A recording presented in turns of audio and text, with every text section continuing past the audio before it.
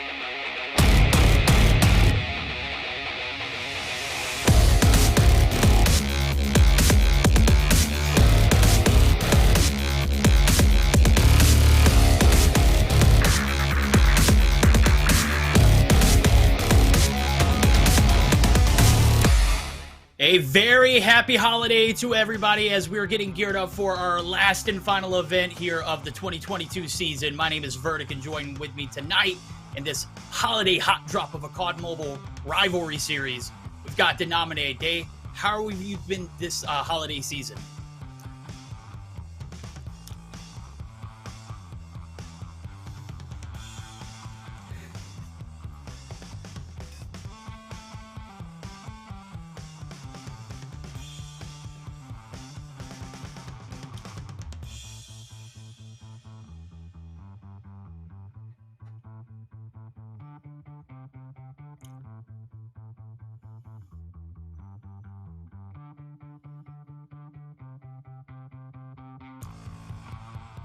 Yeah, that's absolutely right. I mean, we've to like do justice that we do a BR event. We've already crowned a world champion in Tribe Gaming for that stage final world championship. So who's going to be the hottest duos in this holiday drop? Well, you're going to have to stick around and find out. Now, as I'm taking a look at it, we've got 80 players, as Dave mentioned, give or take a few.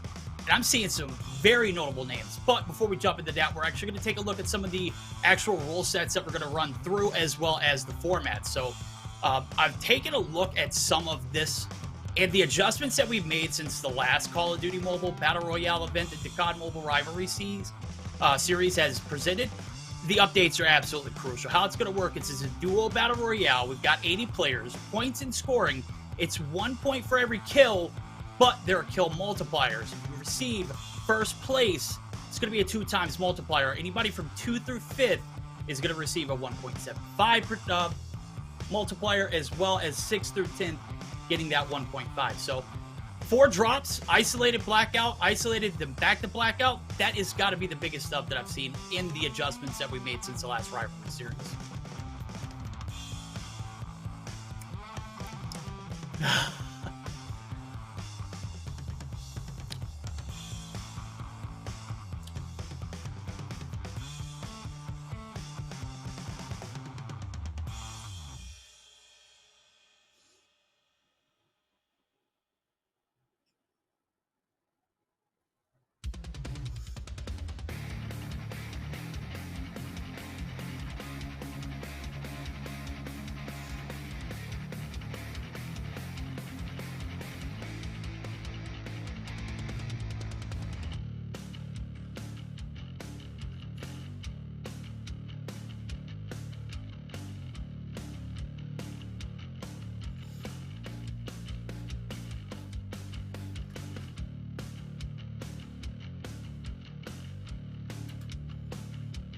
Yeah.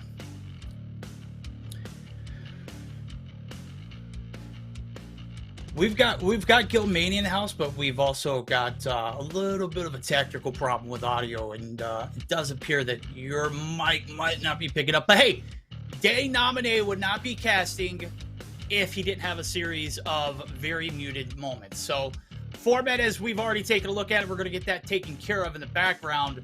1 point for every kill. Just to remind everybody, the prize for the top 8 duos, we'll go over the breakdown and whatnot as soon as we are available to do it. Total prize pool is going to be 20,000 large. Coming into a new year, that is absolutely massive. First place is going to receive 6,000 of that change, 4,000 for second, 3,000 for third, 2,000 for fourth, which is still huge, 1,500 for fifth as well as sixth, and then $1,000 consolation prize for seventh and eighth. So huge chunk of a prize pool going to that first place slot, but still plenty to choose from as we roll down from that first through 8th place spot. So taking a look at the players now as we're going to get that prize pool divvied out. Who's going to be getting their hands on some of that action?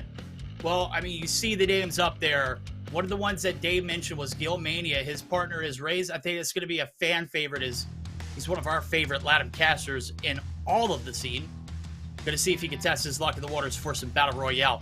One of the names that sticks out to me the most, though, has got to be Report. Is he on this list? Mans was frying the last COD Mobile Battle Royale Rivalry series that we did. He is, and he is paired up with Tokyo.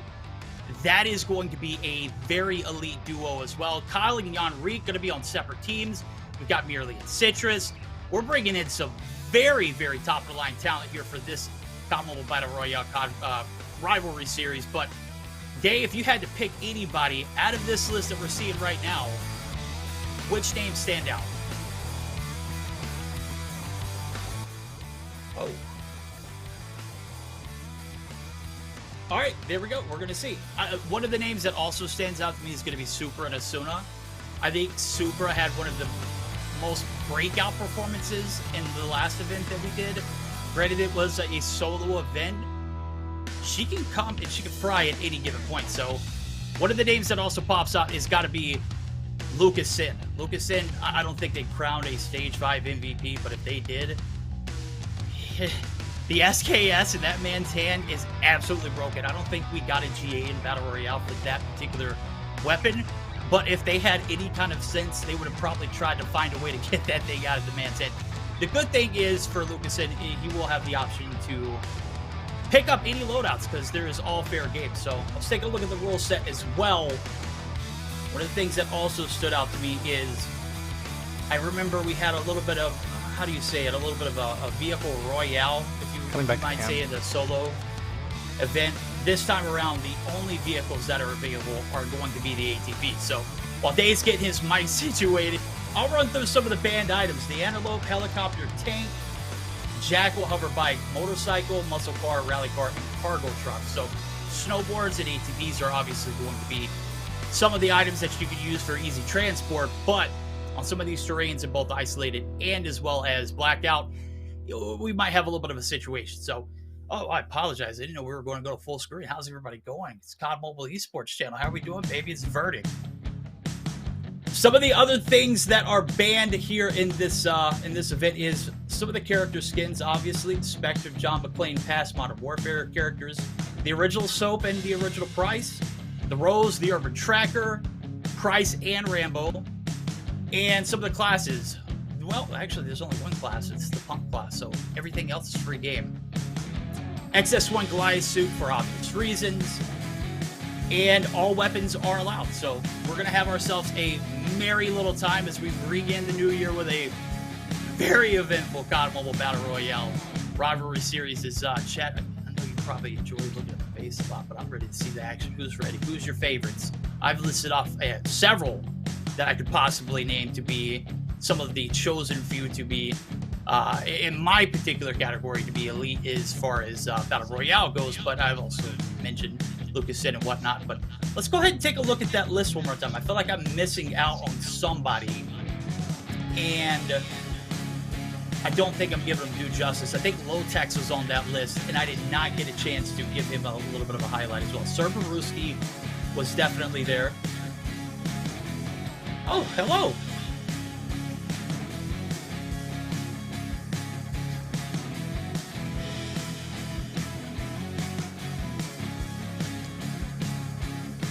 We still can't hear Denominator. Still can't hear Denominator? That is quite all right. I can hear you, yes, sir. But I'm in Discord, so that's a little different. But all right, I'll run through a few of these lists while he gets that figured out. Cerberusky and Gora, that's an elite duo as well. Rabalo and Slothy are going to be the multiplayer bandits that are going to be paired together. Both of them competed in Stage 5. Slothy as a sub, Rabalo as a main for NYSL Mayhem. It's Stefan Miguel, one of a few of my favorite creators in that particular category. B-Nate's Gaming and Restreams. Insolence! Insolence is in the list. So Insolence has been a very, very valuable player in the Battle Royale scene for as long as I can recall. So favorites, I've already made my selections, but I'm always looking for a wild card to root for, the underdog, some might say. So anybody who is in the chat who thinks that any of these players that are in that category, let me know so I can go ahead and get put on game, because I want to see who is going to be the best of the best, but I also want to give the underdog some life too. So, Dave, can we hear you now?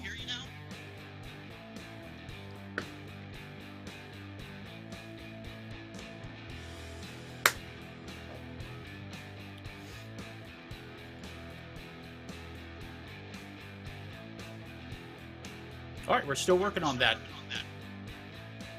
That is quite all right. We'll go ahead and get prepared for the action and whatnot. Again, just to remind everybody, the 4 games that we're going to be playing are going to be flip-flop back and forth from Isolated to Blackout to Isolated again, and then back to Blackout to finish this off. So, duo hot drop event, already getting pretty spicy as we speak. So.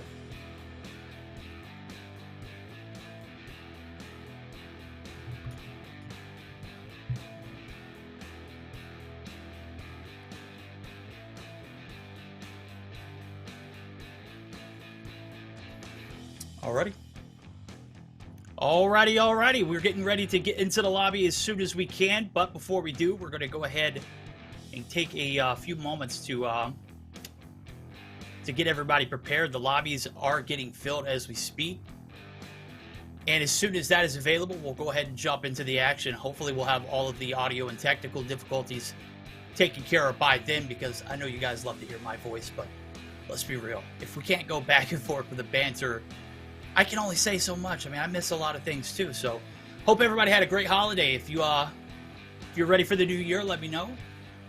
I think I got a few lined up for you guys for the new year. What was the Caterpillar's New Year's resolution?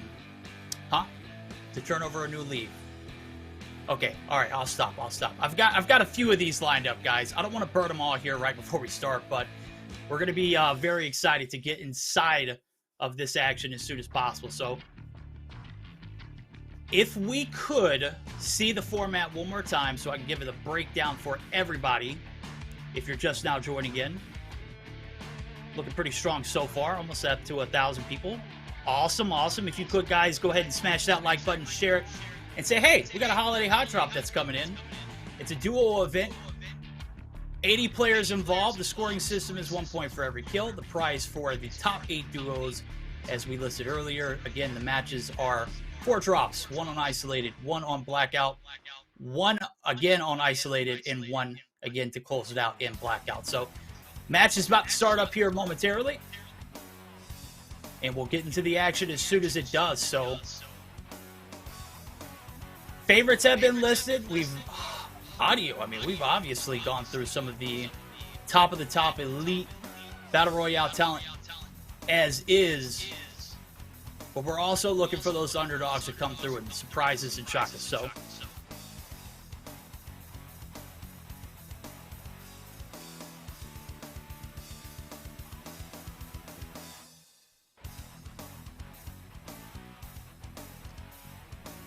there we go.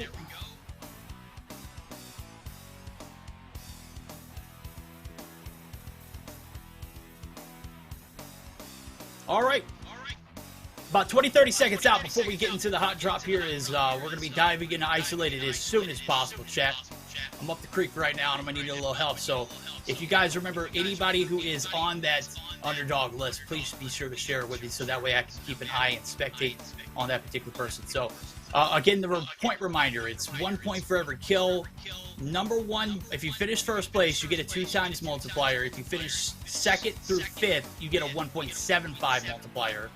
And if you finish 6th through 10th, it is going to be a 1.5 multiplier. So anything after that is going to be just a single multiplier. As we go ahead and head on into the action, we're going to be dropping off here. As I can see, it is Isolated. We got Downtown Black Market.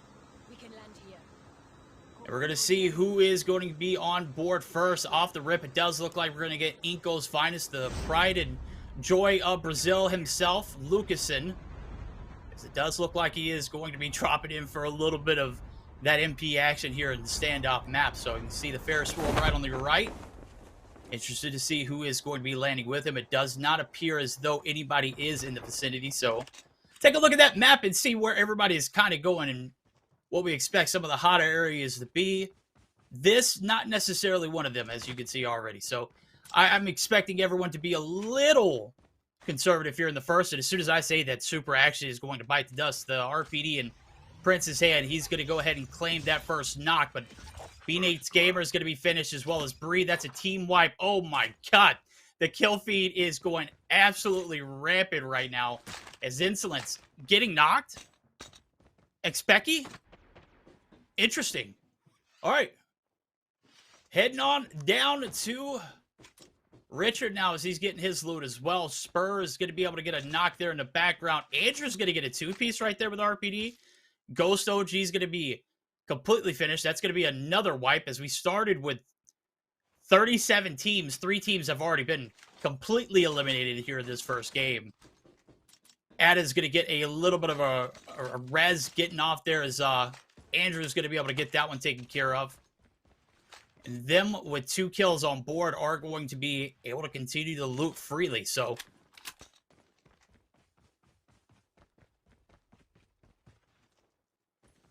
33 of 37 teams left. 4 teams already completely wiped, and we've seen massive amount of kills come through in the feed. I think Super was one of those who got finished off. So one of my sleeper picks has already not been able to participate fully throughout this first, but we'll see if anybody's going to come through on this revive flight. Now 65 players left in 74 total. As we head back over to what looks to be Kill House now is Legend and his teammate Richard, the GSK duo, trying to put in some work here on some loot, are going to be able to continue doing so freely, as I don't see anybody on the mini-map, and I don't see anybody here for a contest anytime soon. So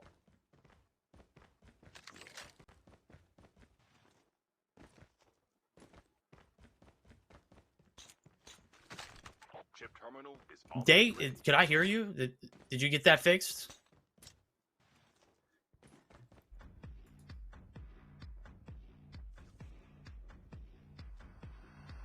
Interesting. All right, well, Nonetheless, action's still continuing to go on. It does look like we're on board with Alpha and Blanca, as it does look like Alpha's in a little bit of a pickle right here. We got Vita too fast, and we've got AIM right here at the bottom side, trying to get some action. You hear the music in the background sounding pretty sweet here in this this area. Freddy is going to be able to get a knock it there. We were just on board with Blank a minute ago. It does look like Freddy YT is going to be able to get that finish in, so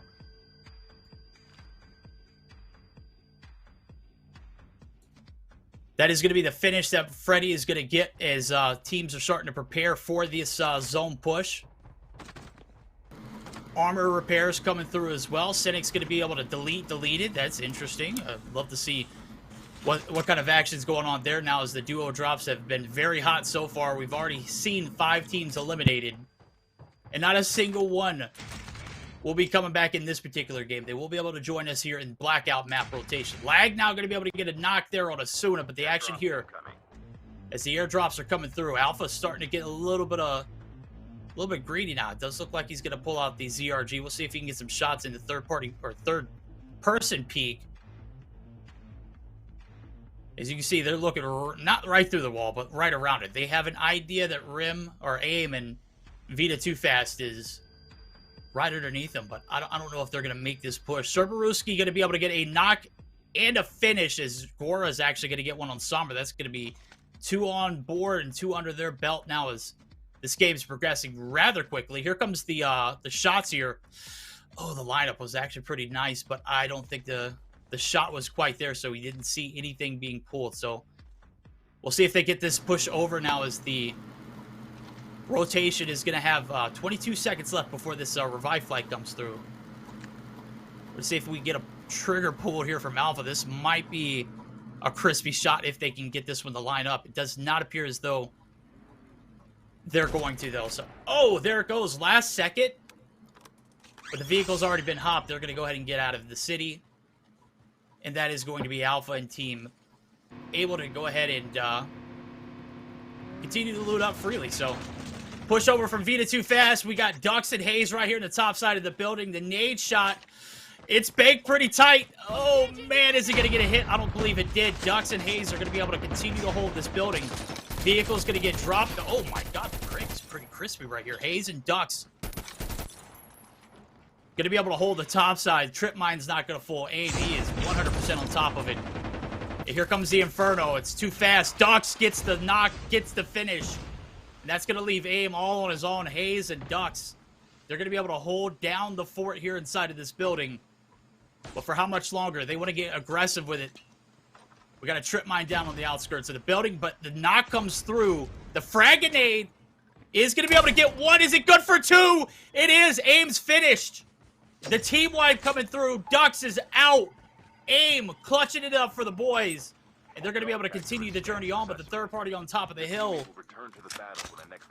We'll have to see if Alpha and Blanca will be able to finish what they started off earlier. You saw one shot come through as the ATV took off, but does not appear as though the engagement was there earlier. Might be going on now, as we see Rosewind just coolly snowboarding throughout the city. We're going to see the rotation in. Does not appear as though anybody is quite in the vicinity of the snowy hills outside of the zone, but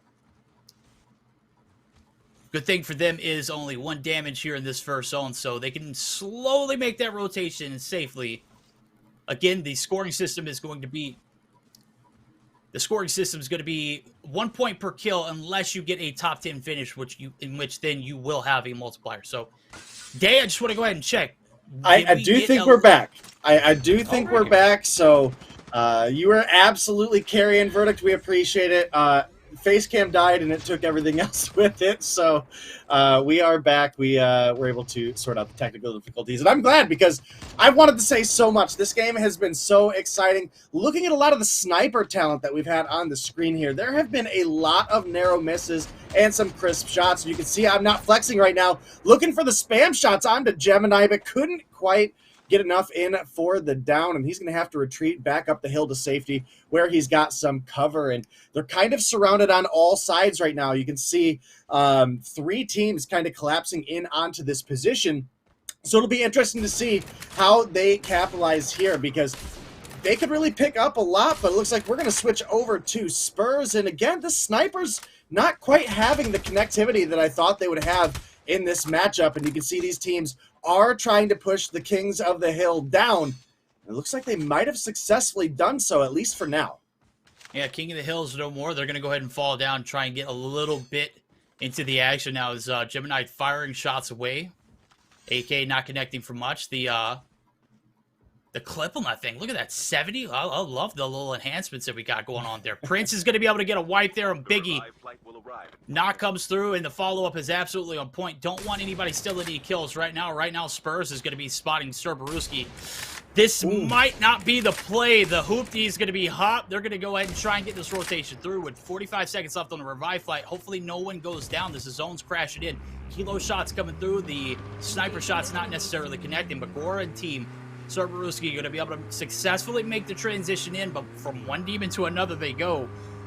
Looks like they're going to go ahead and get aggressive with it. Nobody going to be plated in this particular sense, and they are fully recovered from that zone damage. So no harm, no foul now as we make the transition through. We're getting geared up for a third zone day.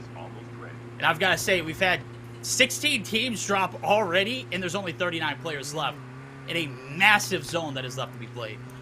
Yeah, and again, because the point multiplier, not only are you playing to slay out and grab those points, but the later we make it in, the more those points are going to be worth. So, that's absolutely huge. And right here, you can see from that hill, I'm not flexing an impulse. I've had to rotate over. Once again, have gone for the high ground. And this is a big position for them to be in, especially now that they are deep into the zone. They have that extra level of protection. And they've got Gilmania and Ray Z on the outskirts here. But I don't think they actually saw them making the rotation. So this could be a big opportunity for Rays and Gilmania to get some capitalization here as things start to collapse with this zone. Now, we're still fairly early on, so the zone is survivable a little bit on the edge if you're within reason. And we'll have to see where players are going to capitalize there. I got to say, definitely loving the new UI for the Battle Royale client as well. Definitely gives a lot of clarity, and I think this is what you're going to start to see as we get closer into the zone. You've got your long mid-range weapons, typically going to be a sniper or a AR, maybe even an LMG in some instances, but then also going to be a lot of shotgun use as we get towards these final zones as well, getting into these condensed buildings and short pathways where you can pretty much get one tapped out of existence by the KRM or the HSO. So yeah, definitely going to be big, and looks like we got a revive flight coming in about 40 seconds. About 40 seconds. We're going to see if player down low of I'm Not Flexing and Impulse will be able to make something happen here. Do believe they've got sights on Cynics, but he's just got to survive for just a bit longer. The shots coming through. There's people on the outside. Saitama, you're not safe. Here comes the M21 EBR spray, the spam. It's disgusting. It's shields. It's damage. Saitama is going to be able to get a shot on Hypno. He's going to get knocked. I don't know if the finish is going to come through. The rotation is definitely not safe, but oh my God, where did that shot even come from? Flexing. I know you're not flexing, but here comes Gemini. He might be looking for a little bit of a notch under his belt. He's going to get a little aggressive now as the two players up top, Impulse and Flexit, are going to have to make the rotation through. Morgan Place is coming through as well, but Psychosis, oh, that is definitely an operator verdict. Come on now, you bot. You know what's going on there. That's a fake. Even if it fooled me, I wonder if it fooled anybody else in the lobby. Cynic's going to be content with holding the outskirts of the zone as his teammate's going to be coming back in. He'll happily eat all of that as long as his team continues to keep the dream alive. So rotations have been made. Hills have been held. Ooh. The top side here for Impulse. Did he get the spot there on Morgan and Gemini? I don't think he did, but I think his teammate has gotten the opportunity to get the vision. And now you can see he's pushing on over. And here's, like we said, you've got that long range and short range capitalization. The Holger with 120 rounds, definitely going to make it a little bit easier to pepper your enemies, especially in some of these longer ranges where you're maybe not going to hit every single bullet. And it looks like they've actually pulled back and just once again going up for the high ground, looking to play safe, looking to play for those kill multipliers. And, you know, looking at the likes of only having 34 players left alive, teams with low kills, they got to find a way to get some kills on the board, right? You could come in, you know, first, second place. If you've only got 2 kills, you're not getting any benefit out of that multiplier. So starting to play a little bit more aggressive is going to be very, very important for the teams that are trying to play for the top of the top. And with rivalry series as big as it is, definitely important, and definitely going to be ringing on the nerves of a lot of these players as well. Everybody playing a little extra cautious than we may otherwise see. Yeah, $20,000. That's a huge. That's huge. It's huge. Saitama, huge shots coming through from Gemini. The fire back is elite as well now, as he's going to have to back down. There is Morgan right here to kind of hold the hill as they play up, looking for the push over. The aggression needs to be on point. You can't have any lackluster rotations through. Spurs holding the top side, the bottom side. Saitama is he's going to make the pass through the underside of the bridge. So love the shots, love the a little bit of suppressive fire to keep them off the push. Don't want any kind of vulnerabilities there, as we see Vita too fast, going to get knocked too quickly. Pulse up here on top side of the hill might be a little bit of a problem now, as Spurs and Saitama is safely able to make this rotation through, but it's inevitable. We got a triangle of heat right here that's about to happen. I wonder who's going to come out on top now, as the last revive flight is going to take off in 1 minute. Spurs does get the lineup, but does not fully commit to the shot. Love to see the trigger discipline, but Gemini now getting the knock there, and Pulse going to get dropped. It does look like the push is going to come through, as the Ninja's going to be popped. Got to be leery of these people who are on the outskirts of zone, and Saitama and whatnot. They're very familiar with people still being in the area. But we're going to see if the aggression pays off here for Gemini and his teammate, Morgan Plays. Oh, Gemini gets knocked, and Spurs going to come through with the finish as well. I believe we're going to get that tag, but Zone is going to start ramping up in damage at this point. So that's something that they're going to be on the run from. And, well, you may have picked up that tag, but they know right where you're at. And Spurs, obviously, crispy with the shot there, and he might be able to follow it up. You can see Flexing starting to take 2 and 3 damage a second from the Storm. Now pushed up with teammate Impulse that he was able to get back up after the knock earlier. And they're still in the game here, but no kills on board. So, again, got to find a way to get things rolling here. Morgan Plays, barely able to make it into the zone. No. Does have the teammates' tags, but can they survive long enough? Full up on HP is huge. I don't know if they have any plates, though. And Morgan getting the kill there on Gemini. The pinch coming through. Impulse and teammate are going to be able to hold off that push. They're going to hold off the angles. The building is going to be, ground zero for them. They're going to be able to maintain the fortress. And I know you mentioned tags. I think they were already scanned. His teammates are back, so Morgan Place is back into the vicinity as well. As we rotate on through, Estate is looking very, very busy. Alpha and Blanca still being able to stay alive and play their life. I don't know how many kills they particularly have, but take a look at the oversight here. We got plenty of action still remaining. 15 teams as this zone's about to start crashing here in a moment. Push from Team R. That's Alpha and Blanca. They're going to have to make the rotation through. The smoke's been popped. Here comes one of the last loadout drops as well with it. So plenty of action still to go around. Resume going to be able to get the knock there on Saitama. I don't know if the finish is going to come through, but the push is certainly about to come through for Alpha and Blanca. The shots are crispy. The MAC-10 Banana Blaster. Blanca for the pinch. Had the right approach. Didn't have the shots to go along with it, and they're going to be eliminated inside or outside of the top 10, which for kill multipliers is going to do absolutely nothing for you. Yep, and I think Lag might have just got some vision there and is now trying to get some cover. I don't know if he knows that it's only one player to deal with, but just off to the right, you can see we've got Ackman here. Sniper's out. Sniper shot's going to be a little difficult to hit at this range. Can't quite get the ZRG to connect, and that's rather unfortunate. Again, with so much on the line and with the zone shrinking, the Sniper is even going to become less and less effective. We've still got plenty of opportunity to see some of these sniper talents excel here, but Richard looking to hold multiple players out of the zone here. He does have his teammate, but they're getting collapsed on from the side. They're getting third-partied. Ackman going to find a knock and a finish. And now Richard just trying to get to zone. Yeah, Ackman doing what he does best. He plays the biggest in-game plays. I don't know, Mads is just built differently when it comes to these smaller zones right now. He's biting off a little more than he can chew, but Lag trying to hold off this top side of the hill. Prince is going to get the knock on Achman. The follow-up shot's lag. You nasty. What a shot. What a freaking cannon coming from the ZRG. And the rotation through is his teammate Prince right next to him. They're going to be able to hold the top side of the hill. And with only 6 players remaining, or 11 players remaining, 6 teams available, this is where things start to get a little dicey. You stay inside of the top 5, you get that 1.75 time multiplier for your kills. And this one is going to be interesting to see how it unfolds now, as Lag and Prince have definitely have the best area to hold. The King of the Hill is an understatement in this area.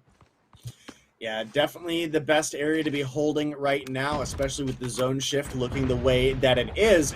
But as well, you mentioned it, we're down to the top 6 teams at this point, which means those multipliers are looking thick. And Lag is sitting on 6 kills of his own, looking to increase it here. Gets the knock onto AIM.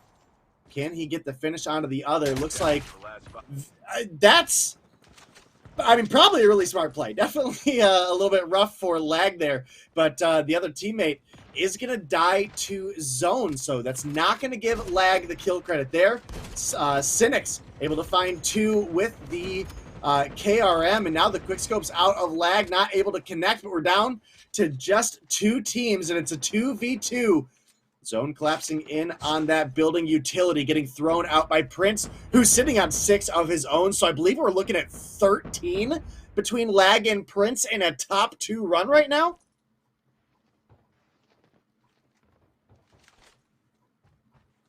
All right, looks like Fennec and Craig for Blurty. So definitely has his ranges covered here. Lag exposes himself, taking some shots. Kurdo playing out into the zone a bit here to get on top of the building. Got to get an opportunity to recharge up, but obviously it's down to these 4, and we talked about that King of the Hill verdict. Lag and Prince, they've got the position. King of the Hill, King of the Lobby. Can they get a King of a closeout? This is certainly a dynasty of brewing right now. Kurdo, Blurty, they're holding on for dear life inside the building. The top side is where monsters live. Shots coming through. Lag's going to eat a nade, but here comes the defender. It's going to be able to hold off and get a little bit of cover, but the rotation is inevitable. Smoke is going to be thrown. The rotation is in. Prince is going to get shot. Kurdo going to get the full there on Lag. The knock comes in. Prince, can he clutch it up? He cannot. Blurty is going to be able to get the kill. That's it. Game number 1, team number 19, Blurty and Kurdo going to come through with the first place finish, but we already know Lag and Prince put on a hell of a show in game number 1. I don't think anybody got remotely close to 14 kills as a team, and with that 1.75 multiplier, you can best believe that they're going to have the top side of that scorecard.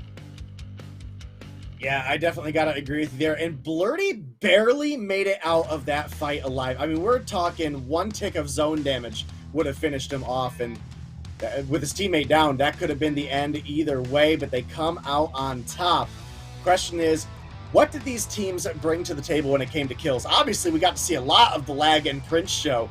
But where did everybody else finish? And that's only the first of 4 games. So with Lag and Prince having such a dynamic start, they're in a good position moving forward, but they've got to keep that energy up to keep a lead here. No, that's the name of the game, man. Consistency across all 4 games, right?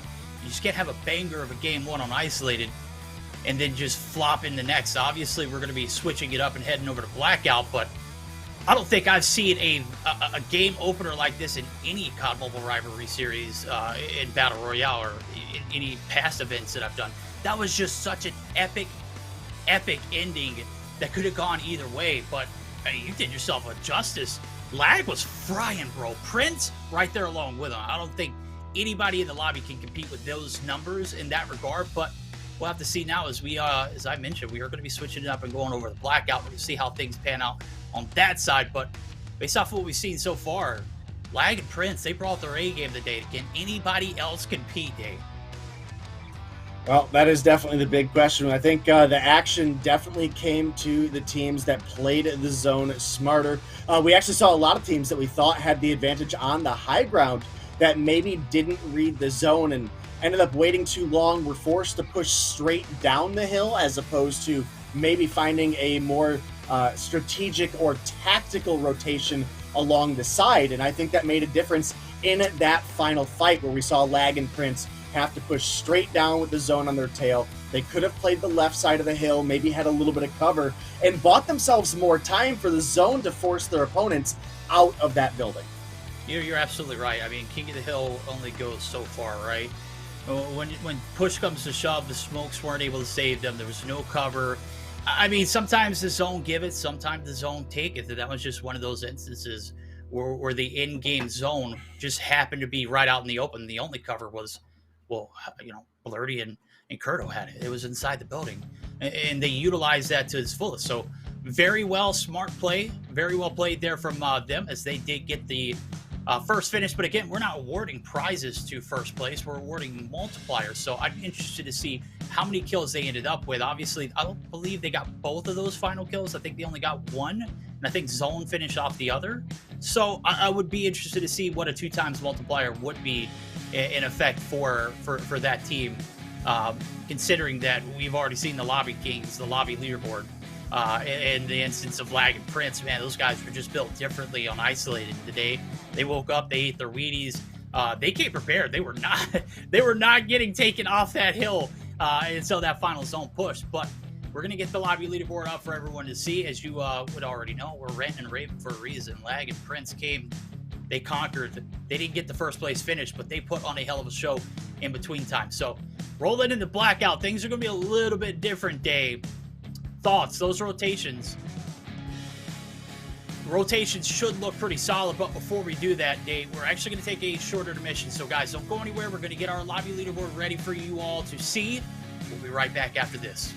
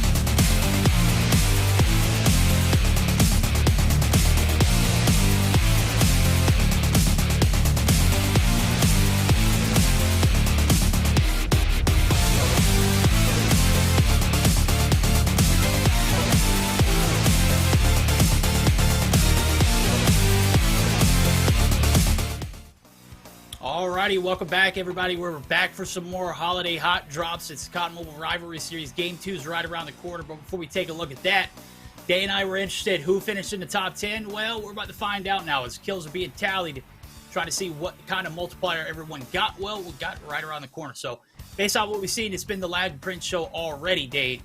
Anticipating anybody to be any higher than that is probably not going to be true.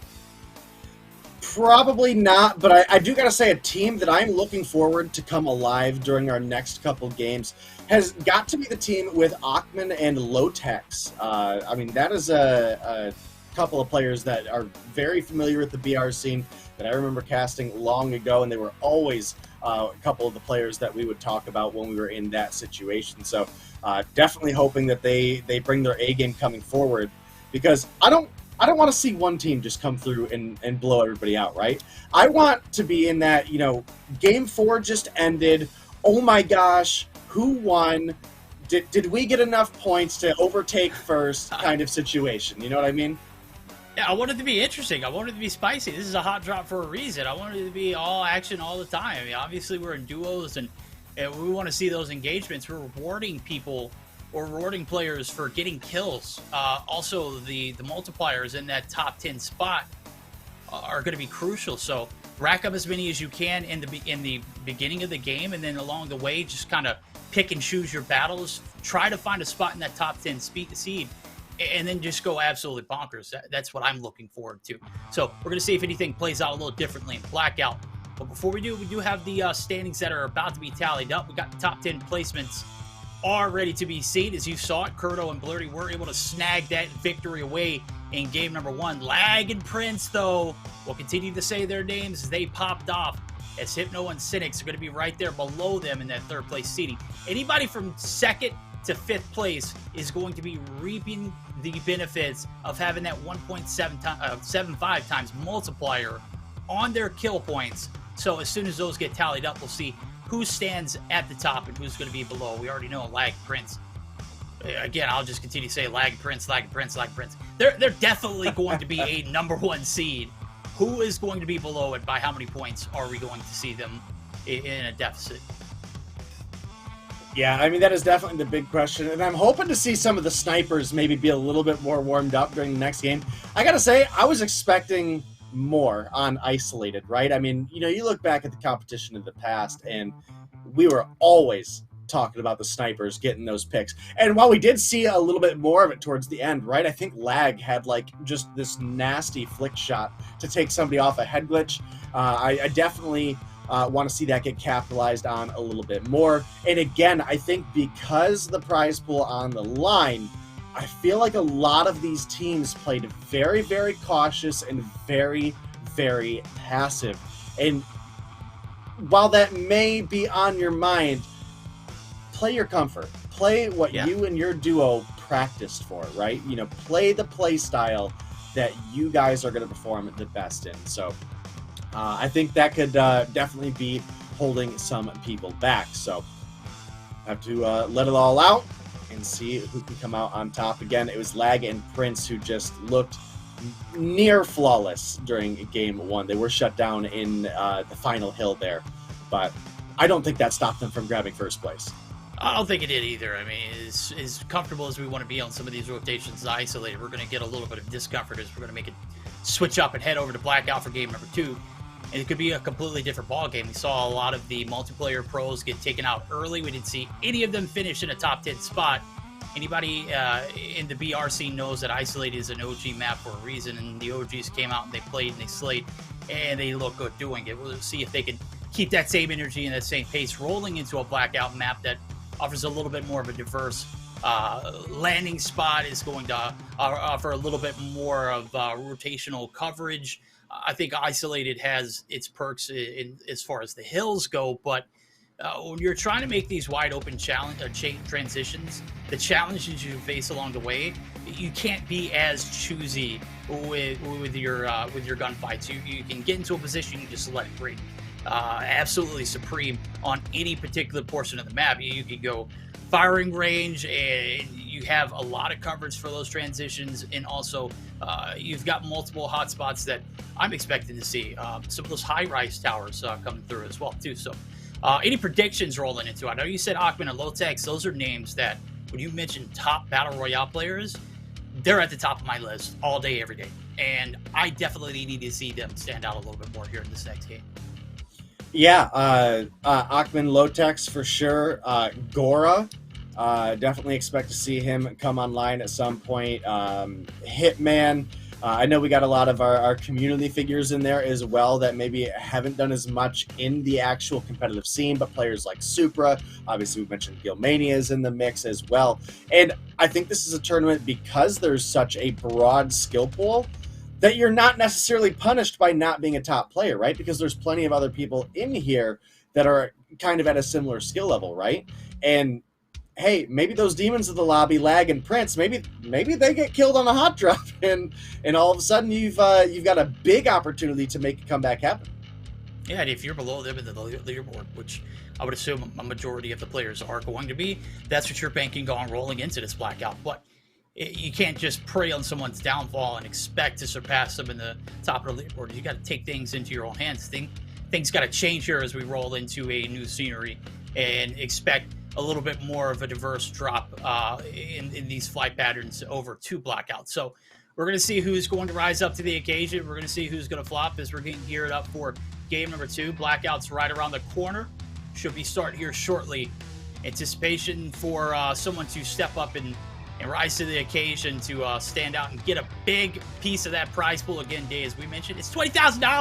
$6,000 of that is going to first place, and right now, a majority of that shareholder is going to be Prince and Lag. So who's going to step up? Who's going to rise up? Who's going to be able to take down the kings of the kings or the Lags and the princes of the lobby? I mean, it's got to happen here in Blackout. We'll swap back over to Isolated, but I love to see going back and forth. And I need to hear your thoughts on it.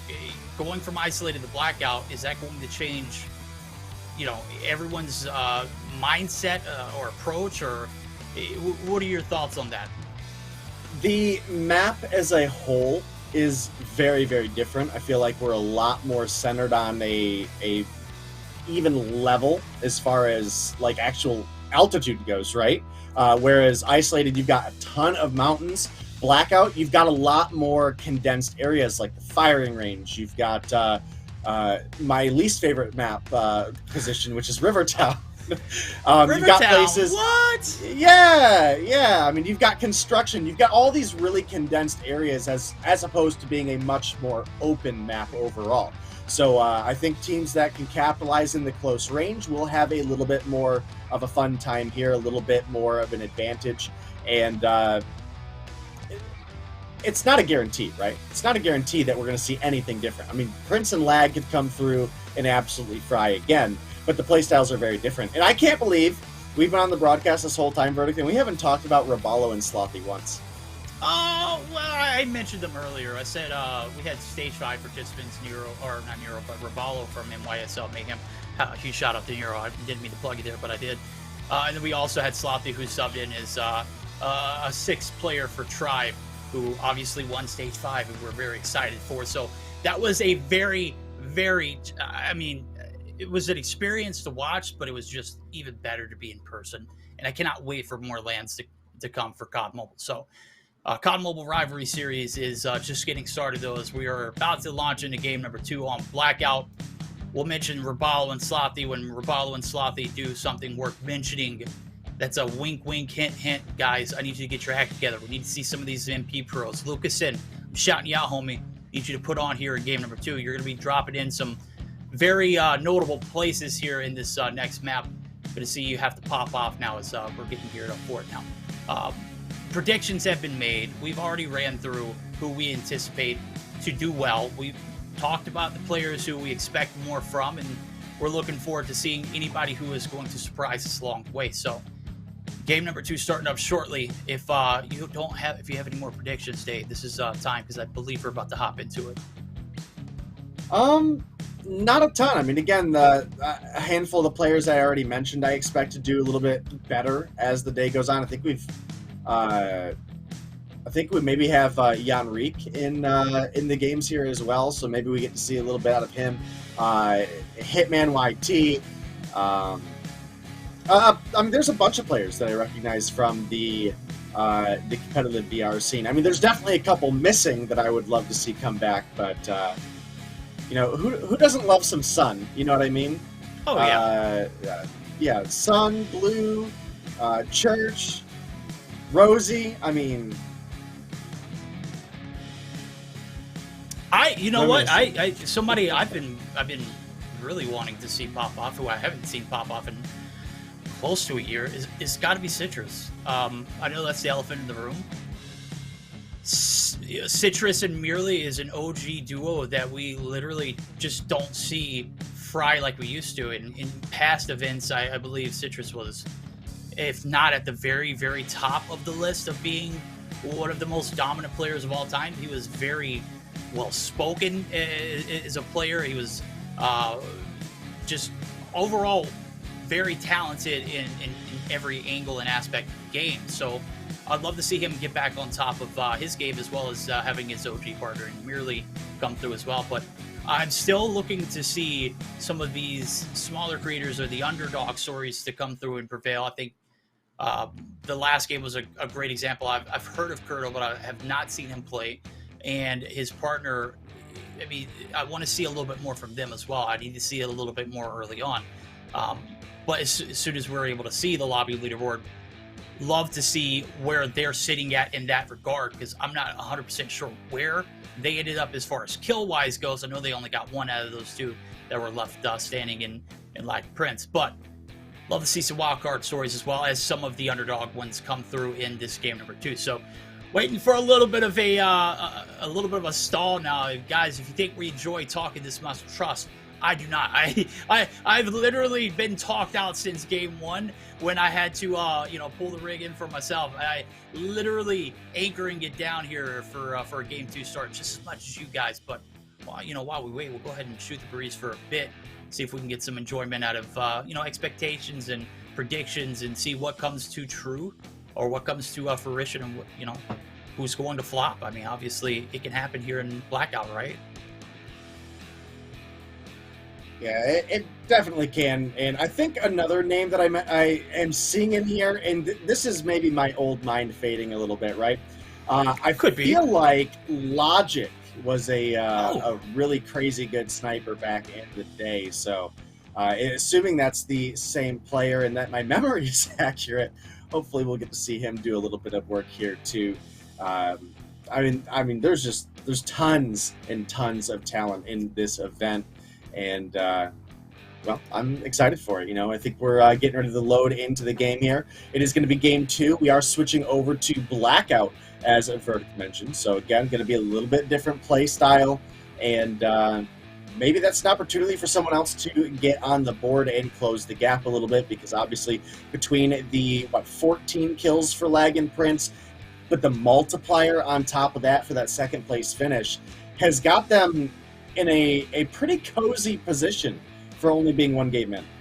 Yeah, nothing cozy about being up in game number 1, though. We got to see consistent gameplay. I mean, if it's anywhere from 5 to 10 and then a top 10 finish, anything that can consistently get you by for the next 3 games. We're not looking for home runs like we did in game 1 so much as we're looking for consistency across all 4 game modes. So I'm excited now as we're about to jump into it now. Game number 2 finally taken off, ladies and gentlemen. Blackout. We've got the flight pattern. It's going to be south of Nuketown Island. It looks like it's going to end up at the north side of Dam. You know what that means, Day. Everything on this map is going to be accessible off the rip. Yeah, it absolutely will. And one of the things we got to pay attention to is those high loot areas. And one of them is going to be firing range, definitely a popular position, as well as factory, and maybe even a little bit of action at turbine as well. And again, firing range going to be one of those more close quartered fighting positions, right? Somewhere where your shotguns and your SMGs can absolutely capitalize. Boy. And it looks like Prince might be out early for blood, man. They just getting started right now. Prince already getting on board, gets the first knock. It's Steph. Might be it's dead if this push comes in. They know exactly where she's at. Come out with your hands up, or we will continue to push through. The kill comes through. It is going to be Prince rounding it out, and that's 2 on the board early on. They are eating, boy. And I got to say, Dave, we did not, we expected them to pop off this game. We did not anticipate them to get a hot drop off the bat. Yeah, I mean, starting out the first 30 seconds of the game with a not only set of 2 kills, but the actual squad wipe as well is huge for them. That's okay, Lucas. One less team that can stab you in the back later. Yeah, I mean, this is another one of those players that we got to see in Stage 5 that I have never seen play BR, so I'm interested to see where he's going to place through all this. Obviously, getting himself on the kill board there, and unfortunately, Gilmania going to get knocked, but that's going to be potentially a kill on board for Valo there. Now you can see I'm not flexing, starting to push on up. Does have 2 in front with Alpha and Blank. Oh, boy. Ooh, this is a fight that we saw in game number 1 that didn't develop early on and ended up biting Flexin and Blanca in the back. Right now it's the push coming through the knock. Oh, boy, the MAC-10 just as pretty here. Blackout as it was on Isolated. Alpha, the last hope. Impulse is going to get knocked. The finish there from Flexin. He says, you know what, I'm going to cut my losses. We got 1 for 1. I'll take those odds. Let's go ahead and reposition. Love to see it now. Impulse, not going to be thirsted as of yet, but Flexin trying to get the reposition. Here comes the third party. It's, well, no, it's not third party. It's a teammate. It's Hypno. He's getting some shots in. It's going to be Chopper galore. Impulse finally going to be finished. And Cynics, this is a third party. So it does look like Blanca and Alpha are going to be taken out. And Andrew and Hypno, they're actually going to swoop in and get a 3B. And Flexin getting that early rotation might have been the best move. Definitely might have. I do believe we saw Satama drop in the feed there. Indeed, there's the kill going over to Richard. So that was a player that I think actually performed really well with the movement during the last game. So for him to be down early on could be a danger. Unsure what the status of his teammate is right now, but you can see report up here in construction. Another one of those very aggressive drop positions where it doesn't look like we actually had a ton of action. We've got Raballo and Slothy coming through here. They're on the bottom side. And their enemies report and a team are above. So they're going to be listening for footsteps, trying to get the reads. And it can be very difficult in this position of the map just because there's so many levels right on top of each other. Oh, boom, I heard footsteps above me. Okay, you move up a floor and nobody's there. It might be the next floor up. They might have rotated down on the other side. I mean, definitely can be a confusing place to find yourself in.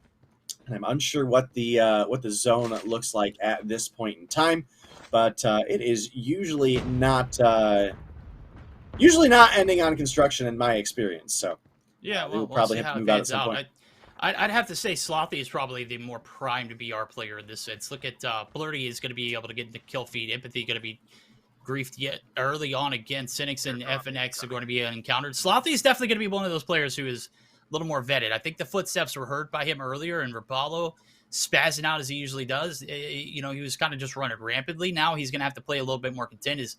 Oh, yeah. Slothy was right. We're going to swap on over to Logic now as the snowy terrains here as Hypno and Cynics are on their ish. Man, look at this. Might have gotten a little bit too big for the britches. Logic, the player you mentioned to pop off here in game number 2, guess what? They're going to be able to get the team wipe and the finish, and that's going to end the reign of terror of Cynics and Hypno. So Stitch and Logic getting on board too early, and we might have a third party here, and does look like the player from FNX is going to make the rotation. Oh, man, this might not be the one you want to do, bro. Oh, get in the hill. Yeah, get in the vehicle. Get out of there. Do not test the waters here against Logic. All right, well, not a lot of kills on board yet for Logic, and haven't seen the snipes, so I'm not entirely convinced, but overall, definitely going to be in a good position. Dora, one of the players we mentioned earlier, is going to be able to pick up one onto Lucasen.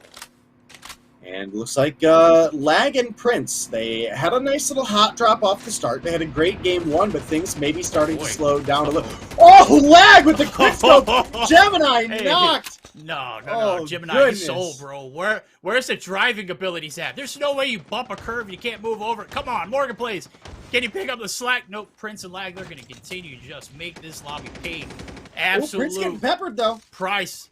Prince, yeah, well, it's from a Molotov. Ain't nobody around this area. Nobody's going to contest him here on the bridge side. It's the Molly that was a last-ditch effort surely enough, it does pay off. Right now, we're going to be heading back over to the construction site.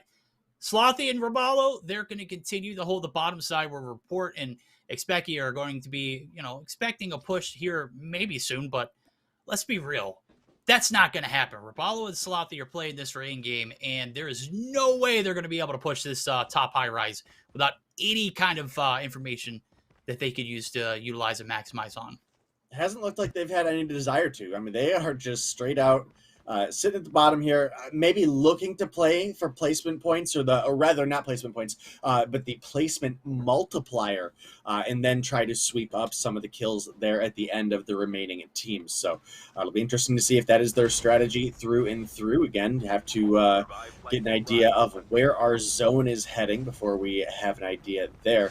Looks like Janrik and Squeeze looking to push on up. Squeeze with nothing on the board yet, but Revival Flight coming in about 45 seconds, and with approximately 50 players left. Yeah, 50 players over 28 teams remaining. We may see 2 or 3 players come back into the mix there, but looks like we're going to get a knock. Ackman going to get the snipe onto Vita too fast. Okay. We're going to see if this push comes too fast. Lotex and Ackman, they're not known to being too aggressive at the beginning of a game, but they got to cut some dividends and cut some deficits, as game number 1 wasn't too fruitful in the in-game category. Somber and Scope X are going to be able to remain alive. And Ackman and Lotex, they're going to be able to hold the hill contently. Right now, it's Expecki. They've got the drop down. Logic, last player up here for the team, but Expecki going to get dropped. Where's Slothy and Raballo at? They don't want any kind of engagement. Logic is going to be dropped, but I don't know if the res is going to come off, as you see Report now starting to finally make that rotation through. The res here for Expecki should be expected here momentarily, but we'll see if the third party can come through. Report going to take some shots from the backside as Raballo trying to give him a few love taps. Hey, we're in the vicinity. We've been here the whole time. We've heard you. Now you hear us. All right, well, Report, nothing on board, but starting to push on into construction, where we've had 2 teams sitting here, and again, nobody really aggressive to push out. Again, there's a lot of money on the line. Everybody's playing cautiously, and the multiplier makes it very, very valuable to get later on into the game. So gonna have to see players start to make that kind of push, but Report is definitely separated from Expecki here and unlikely to be able to assist. Scope gonna get the knock and the finish on to Ducks, and that's gonna bring us down to 46 players remaining. Those tags will sit for a while before expiring, but Verdict looks like we've got about 45 seconds on the zone crash as well, and that should start to really give us a shape of where everybody is gonna go. You can see Impulse and Flexing. Despite maybe not having a ton of success, I gotta say they have been some of the more aggressive players in the lobby as far as getting into power positions. And you can now see they are another team that's starting to push into construction. And while I personally haven't had a ton of experience with Final Zone coming to construction, it's starting to look like it might be close, if not here entirely. So this could start getting hot over here very, very quickly. Yeah, this is a holiday hot drop, right? We've got duos in the lobby right now. It's the push from Report. He needs to collect those tags up top, down low. The rewind, gonna put him back up top. He's got the intel that he needs right here. It's a great play, great push. And I do believe he was able to scan those tags. The bad thing is, zone's crashing, and you got a team right above you. So damage is not going to be too catastrophic, but the rotation through might be lethal. You can see there's a player up top. There's also a little bit of that burning sensation that's coming through from that operator as well. So intel is going to give Report's location away, and he's going to have to make a transition down to the bottom side of this construction site. So Lotex in the background as well as Valu getting in the kill feed. Andrew going to get dropped as Andrew took down Legend earlier. Ada going to get dropped as well. That's another team wiped completely. 15 teams down, 36 players remaining. And this is a all-out blitz for the zone now. It's 3 kills on the board for Impulse and his teammates. Here comes Lag, the leader, the lobby leaderboard from last game. We're going to see this engagement in... Oh, boy. This is probably not the play. The knock flexing. Going to get princed right there. The finish coming through. And Impulse with a slither of health might be able to get away on the four-wheeler. Yeah, and something I don't think we've really talked about yet that has really come to a lot of light in some of these recent rotations is the teams that have been able to get their custom loadout are obviously coming through and starting to pick up the kills as things collapse in. We just did have another airdrop, so it'll be interesting to see if any players are able to get back into the mix off the revive flight, possibly get themselves a custom loadout and bring things back together, kind of full circle almost. I did see Citrus in the feed a moment ago, and that was a player that you definitely mentioned earlier, someone who is normally very, very big in the BR scene and had a little bit of a slow start in game one. So we'll see, but right now looking like we are on Rosewind and Dior, and well, that's a couple players we certainly would recognize from BR past as well. Looks like the EBR going to be the main focus here, trying to look over the hills between the houses. And, well, again, the snipers can have a lot of opportunity, especially because the hills are a little bit more condensed. You're not taking, like, full-on cross-map shots on Blackout compared to Isolated. So.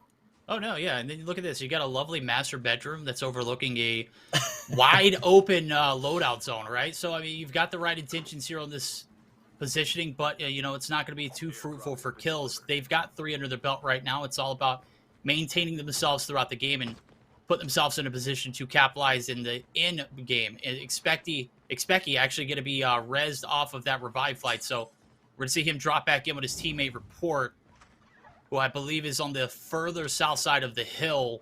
Don't know if that engagement will come through, but with Rosewind and his teammate Poppy Dior, we'll see if anything's happening. Flexing going to get taken down by Citrus, and I'm not 100% sure if Impulse was res. That might be another team eliminated in one of those top 5 finishers that we saw from last game. So Merely and Citrus are on their game day. They've got 4 on board. They're looking to get more as well, as I do see Impulse's back. The bad thing is Bomber's right here. Oh, baby. There goes the flash from the defender, but it's not going to prove to be a successful way to transition. Citrus going to be killed and thirsted, and it's all on Merely now to hold down the fort for the team. Yeah, with the zone shrink coming in at 30 seconds and that damage starting to ramp up, it is going to be a little bit difficult to comfortably get those tags, especially with Bomber just hanging out right there waiting.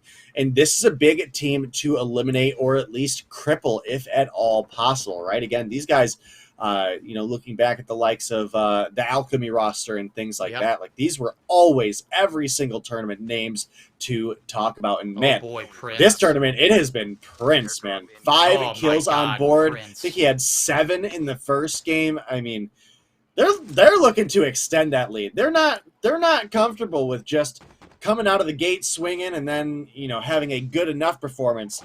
They're looking to just keep driving that nail into the coffin, and looks like we will have a little bit of a rip situation there, but looks like we have another screen ready to go. Look at that. Look at that. Yeah, Merely. Hey, he's back in the game. Look, I don't know if he got tags, but the fact that he's still alive is absolutely outstanding. Yeah. I mean, Lag and Prince continuing to run the lobbies. Blurdy's the last one alive. They are game 1 victors. But I did see Kurto drop earlier. I don't know if the tags got scanned out for them. This is a very wide open transition here for Merely. And to take this gunfight is bigger than an ego challenge that I would be willing to risk, right? As we see, Blurdy's going to have the top side control. This might be open rain, open shots, free kills, but it does look like the rotation is going to come through. Goran and Cerberusky going to take down the 2 that were in construction side for the longest without taking these shots. Slothy, Rapallo, see you next game. Adios and vaya con Dios. Your journey ends here in game number 2. Very unfortunate, very sad. 10 seconds for this revive flight comes through. Blurdy going to go through for the clutch of the gods. Going to be able to get the scan off as well as a little bit of a rotation through, as now we're on board with Insolence. Plenty of teams left now as top 14. Not necessarily where you want to end up. Saitama going to be blessed with some shots from Insolence. I don't know if it's going to be enough, but Valua is going to be there for the cleanup. So line them up, knock them down. Teammates putting in some work there, Day. And even some solid quick scoping coming through there, as well as another team is going to be eliminated. We can see off of the distance, Gora is still alive and looks like plates up plenty for Insolence, even dropping a kinetic for his teammate. So definitely wanting to make sure that he's in a healthy position. And now you can see Expecki was able to get back on board thanks to Report. 1 kill on board for him. Still got both players alive, though. And at this point in the game, with only 23 players remaining, things are starting to run down to the end. Cerberusky and Gora coming on in. Report now trying to get out. He's taking fire. That's a down. That's a down. Report's going to get dropped. Yeah. That's what it looks like. Cerberusky and Gora now the aggressives. Expecki, who dropped earlier, got rezzed. Is now on him to hold it down for the team. Lag and Prince, again, back on their game. They're on the top side of the satellite dish, but Cerberusky and Gora trying to get the finish on Expecki. As Report's been dropped, he was a kill leader from the last BR tournament that we did. It was solos. Right now, the duo tandem just not putting in nearly as much effect as we seen from him in BR tournaments past. So we'll see if they can pick up the slack here, as Expecki is going to be expected to clutch it up for the boys. Now, Richard from GSK as well as Legend, they're back in full effect. Impulse trying to make the rotation through. The zone is crashing. There's 10 teams left now. These multipliers are absolutely massive. As Richard's getting some shots in on Valoo, the shots are crisp, but the rewind is even better. Legend's going to get the finish there as the knock comes through, and that is going to be out for Valoo, but his teammates still lurking in the vicinity. Could pay off as a comeback. Ooh, Richard got the drop onto Impulse here. Can they get the flank? Rewind back, ends up getting gunned down, and there's another squad eliminated, but Legend is down in zone. And Richard not going to be able to go for the revive, just going to have to get on out. 13 players remain. Ooh, crispy shot, yeah. Not a knock or anything, but... No, but hey, love the effort, right? The snipers are getting rolling. Yeah. Listen. Yeah. Is it bullet drop velocity better on Blackout or something? I don't know. Everything just lines up perfectly for these guys in this rotation. Richard right now, he's getting lined up, but the snowboard, he's going to be able to escape for the time being.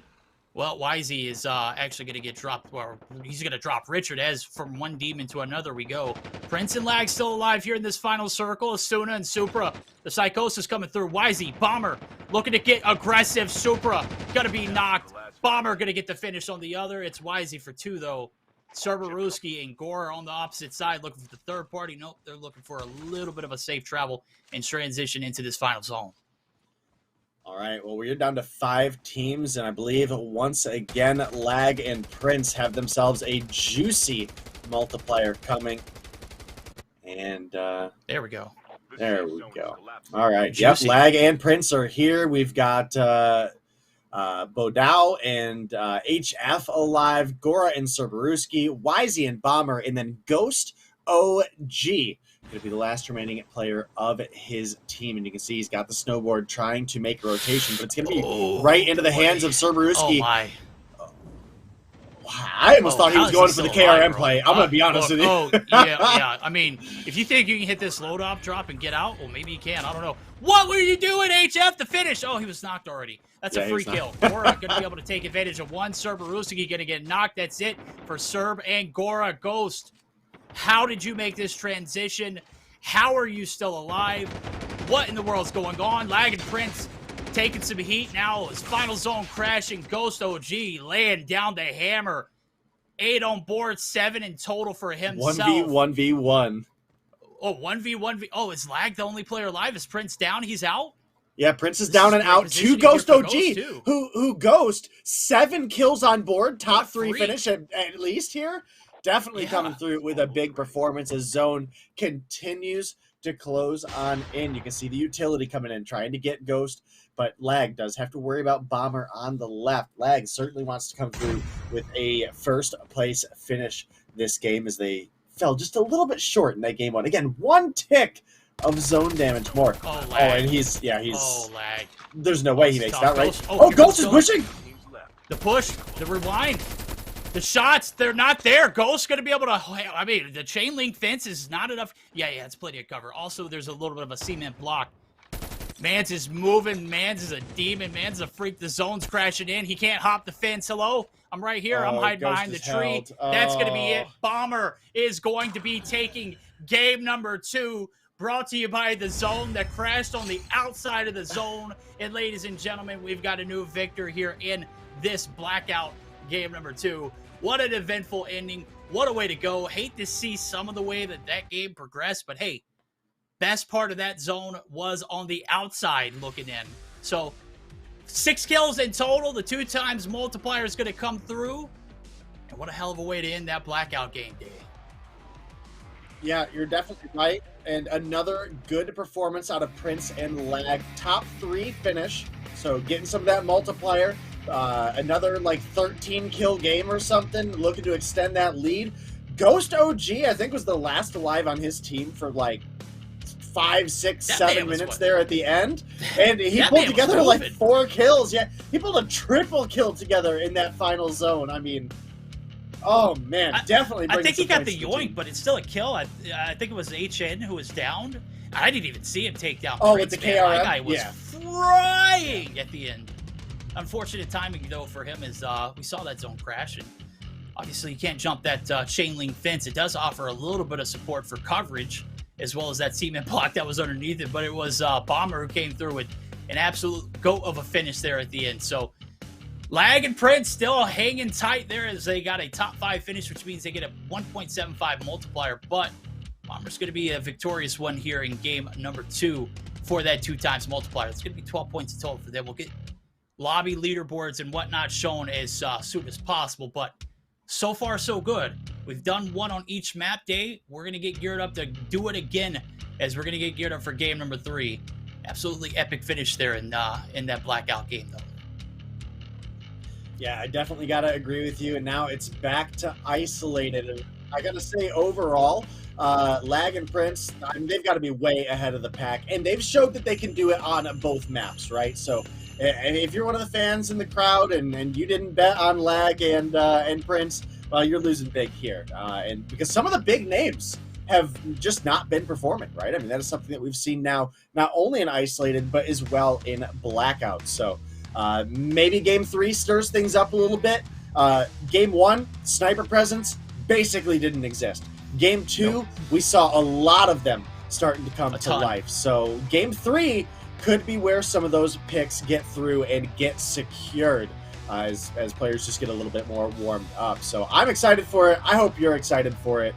And it's been a great event so far. The Rivalry series, the holiday hot drop coming through. BR needed some love for a while now, and we're getting it. Yeah, we can't kiss 2022 goodbye without having a little bit of a farewell present, right? Well, it's not quite the new year yet. 2023 is still a little over a day away. So we're going to enjoy what we have left here in the holiday hot drop. We're going to take a look at the top 10 finishes from game number 2. Not quite sure when we're going to have the lobby leaderboard for points as far as spreads go, but as you can see, YZ and Bomber coming through with some absolute clutch finishes. Zertoium and Ghost OG. Ghost, man, what a freak, man. Man was moving with a mission and a purpose, able to secure that second spot. Lag and SF Prince also hold the number 1 spot as far as points goes, but we already know, I mean, all they needed to do was secure 5 to 10 kills and get a top 5 finish, and they're just going to be golden. But Dow and HF going to have that 4th place slot, and the crowd favorite, I know he's one of my favorites, Cerberusky and Gore. Gore is an absolute beast too. They're going to get that top 5 finish, which means their kills are going to be the multiplier for that 1.75. Super and Soda not going to be able to complete in that top 5, but surely there is still plenty of action. We're only at the halfway point, Dave. Yeah, only at the halfway point, 2 games in. We've got 1 more Isolated, 1 more Blackout. Can anybody stir the pot, or are Lag and Prince just here to dominate? Listen, we knew they had a lead coming in from the first game verdict. They extended it. Period. Oh, yeah. They extended it. Before they extended it even more, we're going to get geared up for game number 3. But before we do, we're going to take a short intermission, guys. Don't go anywhere. You don't want to miss the action that's to come.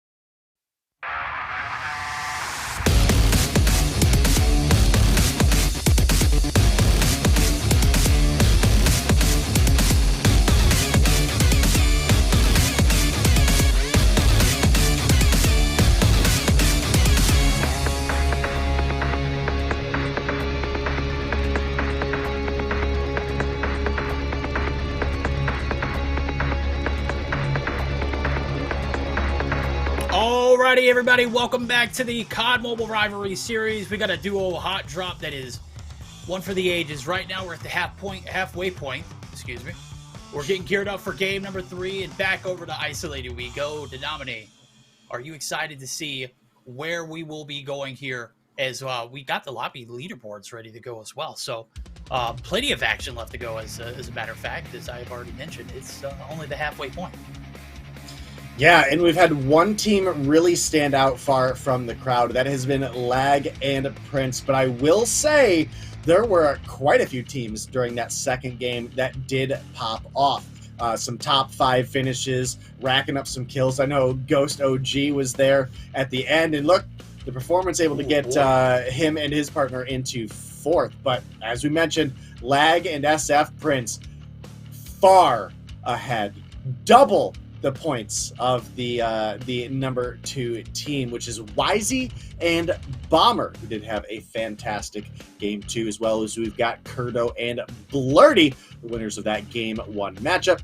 Zert and Ghost OG, Hypno and Cynics, Soberuski and Gora, Legend and Richard, Empathy and Resume, Aim and Vita, and Intent, Flexing, and Impulse down at 9.25. So you guys can see just how far ahead Lag and Prince have been. But absolutely could see a comeback. We still have 2 games ahead of us, another Isolated and another Blackout. And all it would really take, honestly, especially in the case of Wisey and Bomber, if they just have a good game and Lag and Prince get taken out early by, maybe a sleeper team like a Cerberuski and a Gora, or even a Flexing like an Impulse, if they just get the right fight, that could put a little bit of a hindrance on the lead that Lag and Prince do currently have, because they've been cleaning up the lobby. They've been making it difficult, Verdict, for anybody else to get kills.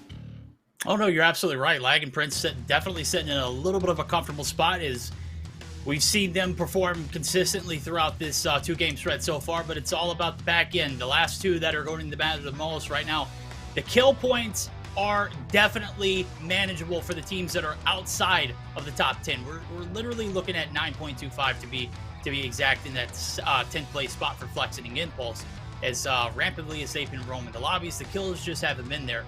Far and few in between, as the point spread definitely very close. So what you want to do is you want to get in a top 8 spot to get a little bit of that cash prize pool. As remember, 7th and 8th place spots are both going to be receiving $1,000 prize pools. As we're getting geared up for game number 3, we're about 30 seconds roughly away from getting into the action, but anything can go here. I think the lead is very comfortable spot to be at for Lag Prince, but you can't get too complacent rolling into games 3 and 4. You got to continue that same mindset. As $6,000 day, $6,000 is what's up for grabs for first place, and you already know they are not going to take their foot off the pedal.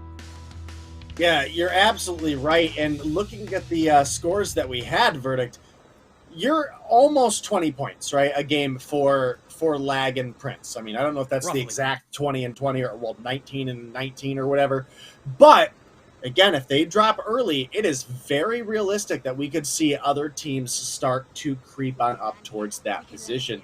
The multiplier has been very, very strong for Lag and Prince. So if they don't have a top finish, if they drop out a little bit early, if someone else has like a 20 kill game between the players, that could be a 20 kills is a high ass, bro. This lobby's well, a bit sweaty. 10 and 10. I mean, that's very doable. Yeah, but you're playing makeup right now. You got to think ahead. You got to put 15 and 15 at least, or get some top 10 placement points. Right now, as we're on board with Wisey, they're going to be in that 2nd place spot, looking to get some loot here on the infamous landing here in the farmlands. Now, as I saw the drop, it was from the north side of Countdown going over to Radar Base. Some great equipment here being grabbed and looted up now, as there's 3 teams in the vicinity. Taking a look at the action here is Zertonium and Ghost are trying to get something to brewing here. It does look like we are actually in this state. I'm sorry there, but Squeeze Clips going to be rudely interrupted by Papu Radley. Love to see it now. His first kill's coming through. First bloods are in. Still 36 teams alive. And loot is certainly abundant here in this area now, as I was taking a look at it. There's not legendary items. Yes, there is. surely enough, what comes along with the risk of dropping there, it's going to be Team sweating it out, and that is going to be a Nox Super trying to get away with her life, but it is not looking too good here for Team Supra. Yeah, man, you are right. We're still very, very early, so we'll see what can happen here. Let's look at a little bit of Ghost OG in the action there. Looks like we've got them collapsing on Doo-Doo and a Biggie, so we'll have to see. But it does look like we've got a couple tags down in front, so unsure if that's a full squad that maybe hasn't cleared off the map yet, or if a couple divergent squads have fallen. We've actually got a couple players here on top of Ghost and Zert, and they're maybe looking to double back for some cover. And, well, that's definitely smart with the hills that we have. But here comes Turbo pushing on up. It's Lucasen and teammate. There's a knock for Turbo, a finish for Turbo. And the EM2 going to come through, and there's Lucasen's team eliminated, and Turbo starting off with 2 on the board. Yeah, that is turn the jets on. Turbo putting it into full gear. 2 on board off the bat. Scouting report came back. Standoff was not a very, very populated part of the map to drop in game number 1. Lucasen was the only one who did it earlier, but Turbo YT making sure that they make anybody pay the price who does drop this time around. It's 5 seconds before this revive flight goes through. We've already had 3 teams drop. 63 players still alive. Going to see this zone crash in as we see a ton of action on the outskirts of Outpost. I was taking a look at it. There is multiple teams in the vicinity. They're going to have to start making that transition through as we see Wisey get the knock there on Kyle. Saitama going to be able to get a knock himself. Bomber trying to play his life. Here comes the push. They've disappeared. Wisey's at the top. Bomber from the backside. The collapse. Oh, Dave and 12 never stood a chance as the pinch comes through. Cheeks were absolutely clinched. Right now, we're looking for the shots to come through, as well as Turbo now trying to play his life. Inside the church building we go, but it is Ninja and his teammate Turbo trying to head for the hills and get out of the vicinity. As standoff is no longer one of those areas where we don't see teams coming through. There is plenty of action here. Yeah, you are absolutely right. And we've already got 4 teams taken out of the mixed verdict, if not more at this point, down to 61 players remaining here in game 3 as an airdrop starting to come through. This is going to be our initial supply drop, and then we're going to start getting some of those custom loadouts in the mix as well. And the EM2 definitely looking pretty strong here in the Battle Royale meta. So it's a cheeky spot here for Kurdo. Yeah, I was going to say Kurdo is like, Kurdo. Don't move, buddy. Just bro. Bold strategies, Cotton. Does it pay off? Hayes and Ducks, I don't know if they know it, but there is a... there's the footprint indicators, or the footsteps indicators. He's definitely making a bit of noise. So Blurty right here for the transition. The cross, the suppressive fire, not necessary, but Resume right on the hill. Oh, boy, wide open challenges right there. As Blurty going to eat some bullets, able to stay alive. Hayes and Ducks going to remain inside of the top side of the second floor of this building.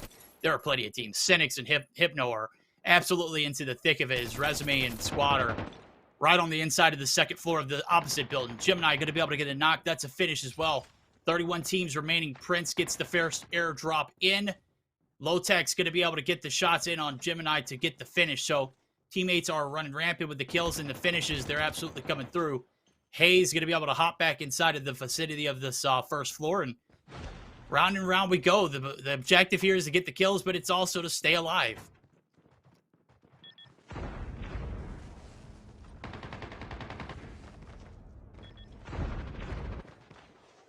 All right, well, we'll see if this action continues on now as Resume and Squad are still inside of the second floor of this duplex-style building. Right now, it's Hayes wide open in the open. Resume shooting them down in cold blood. And Duck's now in a very improper position as he's going to hold down the bottom side of the floor. As you can see, first floor is not occupied by anybody other than him. Resume and Empathy content with holding the top side of the staircase, just waiting for anybody to make any kind of wrong moves. Yeah, and it might be Ducks. I don't think he's got anywhere to go here, buddy. Yeah, he was chancing it at those stairs a little bit, but like you mentioned, Resume and Empathy could just absolutely come through with the beams there. And we've got, some third-party potential here as well. Not only is Dux trying not to run into Empathy and Resume, but he has to worry about getting collapsed on from others as well. You can see Cynics is starting to rotate in. Dux barely going to make it out alive there, but is alive. So we'll have to see right now. I believe he is the last alive on his team, so he's got to find a way to get tags and survive. Yeah. Man. Yeah. Hypno and Cynics are coming, man. Oh, he is. He's in a crap sandwich right now, Dave. Hypno and Cynics on the collapse, and you got up top Resume and Empathy. You pick your poison at this calls. If he's able to stay alive for 30 seconds, his teammate will be back, and maybe we'll see his tags get collected at some point. Impulse going to be able to get the knock. That's a headshot on Merely, buddy. What was going on over there? I'm not sure, but this one is slowly developing, and Dux is able to play his life for as long as he has is just baffling. I mean, I get it. Resume, Empathy, you don't want to get too aggressive. You don't want to be too exposed. You don't want to, float your life out too long. The white picket fence is where we see things going, but there's nothing white picket about this situation for Duck. So he's able to play his life. The indicator for the sound is the footsteps are inside of the building. It's Hypno with a shoddy. The knock comes through, but guess what, Day? He played his life to the fullest, and his teammate is coming back. Another kill on board for Hypno, and his teammate won't make it there first. All right, well, maybe only a kill on board, but a kill on board is the start of greater things, and we'll have to see if they can bring that to the table. Hypno, 2 fairly close-range weapons in hand, though. He does have the Bi-15, that shotgun, but as well has the Bison, the Pocket LMG, or the Bullfrog, some players may know it as, from other titles as well. Ooh, Legend going to get the down and the finish there, and it looks like maybe... that kill onto Steph is a squad limb. So Prince, takes out Ghost OG and teammate. That's a big team from last round that is now eliminated, and presumably another Lag and Prince hot game underway. Yeah, another hot one as well. As I've taken a look at the zone, there's several teams trying to crash in from that standoff region. Still teams outside the zone in the black market area, as well as nuclear plant, trying to play their lives and extend it to the fullest. The zone not as lethal as it usually is towards the end game. So do as much damage as you can outside the zone. Make sure you get there in time. Vita too fast getting there in time to get Richard. And that's going to be a knock as we've seen Richard and his teammate pop off towards the end of mini games so far. Right now, Richard's going to have to prey on getting picked back up. As we see 25 seconds on this revived flight, Gilmania going to get dropped. Lotex finally starting to pick up the slack now as Achman going to get the finish. That's going to be another limb. 25 teams left.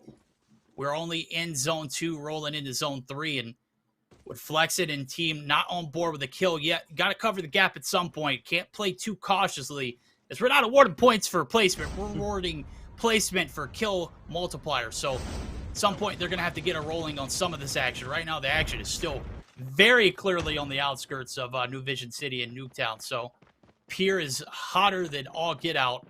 We're at the end of December, Dave. This is supposed to be like crashing season towards winter, right? Wrong. Only thing cold about this one was Andrew and Otta getting the knock and the finish on that Resume and Empathy duo. They're going to be sent to the next game.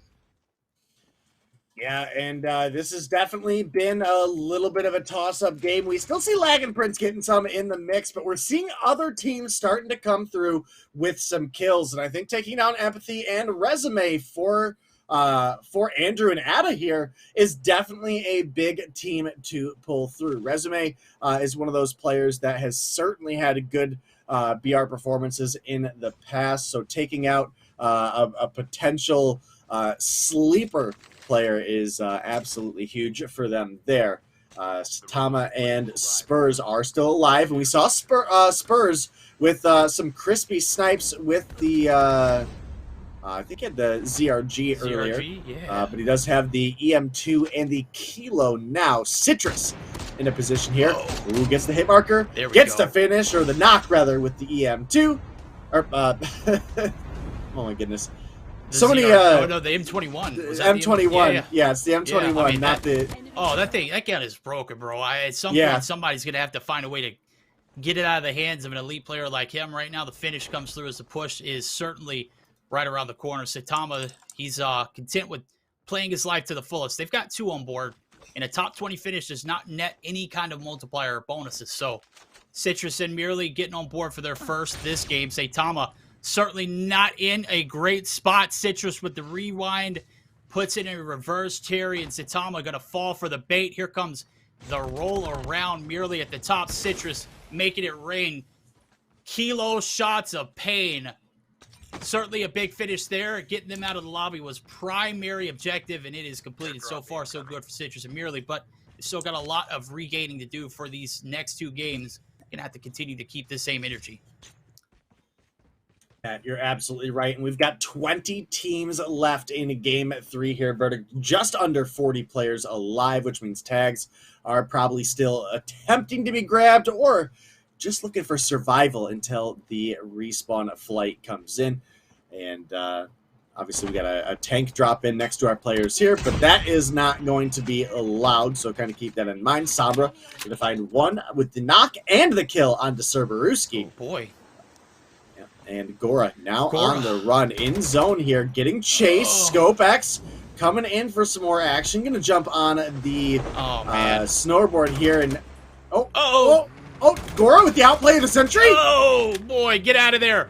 The hoopty. It's not very fast, but it's just enough to get past. So Gora going to be able to escape with his life. Oh my God, that was a close to death experience as I've seen one all game long. He's going to be able to get away as the holiday skin. Looking absolutely magnificent now as we're rolling into the new year. Right now, we got a new team coming in. It's Badal and his teammate HF. HF not going to be able to apply much pressure. He's going to get knocked and finished. The zone's going to be shrinking. The tags are going to be completely scanned in. No harm, no foul, though, as we see plenty of revive flights left. The snowboard, absolutely 360 and 920. Just ridiculous amount of spins in the air. He's going to be able to escape with his life. Feed it too fast and aim up top on the hill site. And Merely and Citrus continuing on their pressure pain as the regain has been pretty fruitful so far this game. 20 teams left, 37 players, but that revive flight swooping in. It's going to put us at 3 more. So we've got everybody in full effect. No tags weren't scanned, or all tags were scanned. No tags left on the floor. So we've got a full zone coming through, and it is rolling into that 4th circle here momentarily, but still plenty of action to go through this one, Dave. Yeah, you're absolutely right, and I got to say, Game 3 really shaping up here. Valu going to come through with the 2. Kurto going to get a knock and a finish onto Jan Reek. And it looks like that might be a squad wipe as well. But, Gora gets Citrus and Merely. Oh, goodness. This is one of the players we wanted to see come alive, and it looks like he might finally be here. Someone poked the bear. Man is putting on a clinic. Right now, it's Merely and Citrus just in the pain path of destruction and devastation we'll see in Game 4, homies. Looking for that regain. It ain't happening here in Isolated. 30 seconds left to go to revive flight. There are 17 teams left. There are no tags on the ground as of yet. But Dow looking for some shots, trying to get some on Freddy YT. Deleted up top. Will they be able to hold off this push from the outskirts of zone? It does look like they're going to have to hop the snowboard and get a little bit better positioning as this zone is crashing very fast, and it's also putting some rapid damage in. Cerberusky and Gora, 2 kills to their name. They got the team wipe on Merely and Citrus. 2 demons out of the lobby, the last left to deal with, but I'm looking at it. It does look like Prince and Lag are still in it, and they might be able to continue their terror path as they have just been consistent all throughout this. Legend going to be able to get the knock there with the ZRG on Flex, and the push from Cerberusky. This might be a fruitful third party if they can get the right position. Well, they are certainly looking for it, and with Cerberusky coming on in, he's got the high ground advantage. I do believe he may mostly be concealed. He's obviously got Ninja on with the upgrade specifically, so they may not know he's here, but Gora is not so lucky. His position is obviously going to be revealed. He gets up on top, which is big, but he does have multiple teams that could be potentially holding him in zone. You can see we've got COD Ninja here as well as Turbo, and Turbo had a little bit of a hot start earlier, so we'll have to see if he can keep things going here. Maybe pick one of these key players out. Gora's going to get a break. Turns, looking for impulse now. Can't find the shots to connect. Gets the break.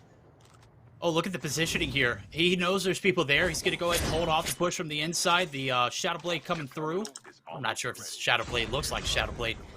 Going to offer him a little bit of support for the rotation now as a little quicker, swifter rotation in. Wallbang's not going to give any information, but they are certainly still in the bottom side of that building.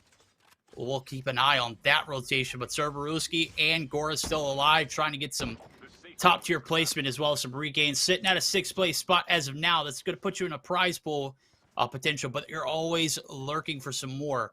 We'll see if they can continue to do so. Zone crashes in. We're going to be on the outside of the circus, boy, and I got to say, I don't know who's going to be the ringmaster of this lobby, but we're going to see some dynamic transitions as this open zone is going to provide a few hills and some trees. Position is going to be key. YZ positioning himself with Logic. They're going to get the wipe. That's going to be another squad out last left to deal with. Impulse on the inside here is COD Ninja and Turbo looking for some more. The EM2. Oh, baby. Black Ops 2 special. Or Black Ops Cold War special. Trying to get a little special in close personal range. No! Legend! Where did you come from? Richard gets the finish. My God, this one's escalating quickly. The KRM's coming out to play as well. Yeah, and Turbo, who had a hot start, is now squad wiped. And it looks like Legend's not done. Coming back for more. Gets one on the Impulse. You can see Gora up top looking for some action. But Legend, the 5-piece in the feed! Oh, baby! Oh, my goodness. What a play. What a run for some points here. Gora still alive, but this is a 1v2 here. Oh, the aggression and taken down. Legend with 6. This is the kind of performance that you need to make a comeback to try to catch up to Lag and Prince. And I gotta say, we've seen a little bit out of them this game, but I don't think they've had anywhere near as strong of a performance as they did in Game 1 and Game 2. Oh my. Logic trying to get some shots in. The sniper coming into handy. The knock on Legend. This might be it. Richard, is this the end of the line? The rewind's going to pay off a little bit.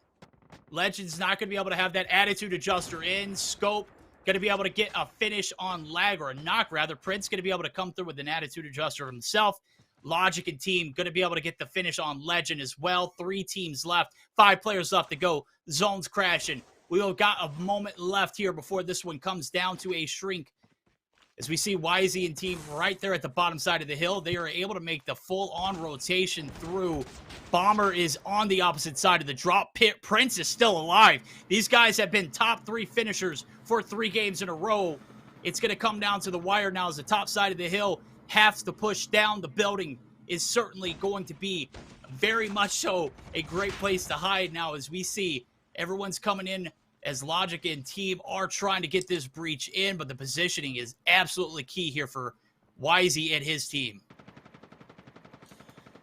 Yep, you are absolutely right. Things coming down to an end here. Logic in a good position, but has to worry about the players behind him. He could be able to snag one on the Bomber here. Now getting gunned down, he's broke, heavily damaged, and still has Prince and Snitch to worry about. And Prince, not sure how many kills he has on the board, but again, looking at a top 3 finish once again for the team. Gonna juice that multiplier even harder. And, oh boy. That was risky. Risky business. This slow things down just a bit for his speeds right back up. Wallbangs from Logic. He's trying to find Prince, who has just been lurking in this building for the past 5 minutes, my guy. Certainly enough, nothing connects right there. He had the right track, but it's just not going to pay off. Bomber and YZ right here at the bottom side. They've had the hill for the most. Here comes the smoke, and here comes the push. No Stitch, no shot. No Stitch is going to get Prince. That's going to be the 3rd place finish for them. Stitch now looking to put the bow on it and wrap it up, seal it tight. Stitch gets knocked. It's all on Logic. He gets the 2-piece. He gets the finish. That's going to be the Game 3 victory going in favor of YZ and squad. My goodness, day couldn't have seen a picture-perfect ending for them. That is going to be the 1st place finish, and I think they have plenty of kills to go along with it. Yeah, you're absolutely right. And Logic is one of those players that we talked about earlier, expecting to come through, and it is a 13-kill 1st place finish for Logic and Snitch. It's going to get them that 2.0 multiplier. That's going to be a big 26 points on the board if my quick maths is correct. So that's It's a heck of a performance from them here today for It game is, 3. and definitely a little bit of a blunder on my end. Not YZ. They got the second place finish. That's Logic and no Stitch, no shots coming through on Prince to get the finish. They got those last 2 kills, and Logic, my God, what a freak of a finish for him. Game 3, an absolute banger, ladies and gentlemen. It comes down to the wire. 13 kills on board for them. That's going to be 26 points in total. If I'm not, I don't do maths very well, but that should certainly put them in a position to cover the gap, because I'm looking at it. I mean, it's certainly going to have Lag and Prince still in the top, spot for now. That's going to make things a little more interesting, as a huge game 3 proven to shake up the results for potentially. Do you have your calculator out? Is that what you're doing? Are you calculating on me? Are you? I caught you. I caught him, chat. We want to know just as much as you. We're invested. We're in deep. There's 3 games down. We got 1 more to go. It's Blackout. Results look absolutely phenomenal. What I will say is Lag and Prince finishing in the top 3 spots for the past 3 games, as well as some kills to go along with it. I don't know if you can argue with consistency being a result. That is one case right there, and it's on. Yeah, I mean, we've seen 3 different teams come through with first place finishes, and not a single time has it been Lag and Prince who are in that number 1 position, even with a phenomenal game coming through for multiple different teams there at the end, right? I mean, that was maybe our most competitive game that we've had so far. I don't think it's going to be enough to close the gap per se, but definitely inching a little bit closer. And again, don't think Lag and Prince had as strong of a game as they did in game 1 and game 2. They still managed a top 3 finish, so they're going to get that multiplier, but they didn't have another 16 kill game. So we will have our placement standings coming up here momentarily, Verdict, to show our top 10 from that last game. And are there any names? I know you kind of lose track in those last couple minutes when you're down to a top 3, top 4. Do you remember any teams that stood out in the top 10 before we see the list? I don't know about teams, but I know players. Legend had a street sweeper of a finish before he got eventually taken out. I think Mans ended up with like 8 kills, and he was on like a 6 streak. It was very unfortunate of a rotation for him, as I believe he got sniped in cold blood. I think it was Logic who was able to put an end of his reign of terror. My man's was going ham with the KRM. Karina would be proud to see it. I don't know if they're in attendance tonight, but that gun was an absolute monster of a room clearer if I've ever seen one. There's no way we go into a duos and see 5-6 streak all in the vicinity of a finishing circle. Right now we're looking at the top placements from that last Isolated. We've already given the shouts out to Logic and No Stitch. 26 points on board for them for those 13 kills to go along with it. We're not, those aren't official results. Those are results calculated by Day and myself as we saw the kills coming through. YZ and Bomber with a second. Lag and Prince, a consistent 3-game spread so far. They get that 3rd place finish. And of course, outside of that, you're still going to get the points multipliers for Legend and Richard. Scope and Somber are going to be able to scope out the 5th place spot. Insolence and Baloo with a 6. Sarbaruski and Gora, looking at the fan favorites and the crowd favorites, they have been consistent, just not enough to close the gap, as they are going to be sitting outside that top 5 with a 7th place finish, as well as Evandrum and Envious, Hypno and Cynics, as well as Flexing and Impulse with that top 10. All right, Verdict, I do believe we are going to step away here in just a moment for a quick break while we get our leaderboards all totaled up officially, and not just the quick day punching some numbers in on the calculator. So that'll be definitely huge. Definitely expecting to see Prince and Lag still at the top, but we had a approximately 20-point gap between them and the 2nd place competitors, and that might be a little bit closer here. If they even have a decent game 4, they could come through and close things out for that $6,000 first place prize pool you were mentioning earlier.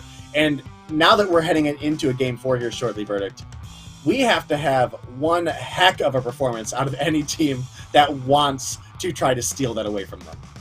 No, you're absolutely right. We're going to go ahead and head to the break, because I need one heck of a performance of a water down, man. The pipes are getting a little dry here. So we're going to take it to break. We're going to be right back. As soon as we do get back, we will show the lobby leaderboards, 4 points in totals, Don't go anywhere. We shall return.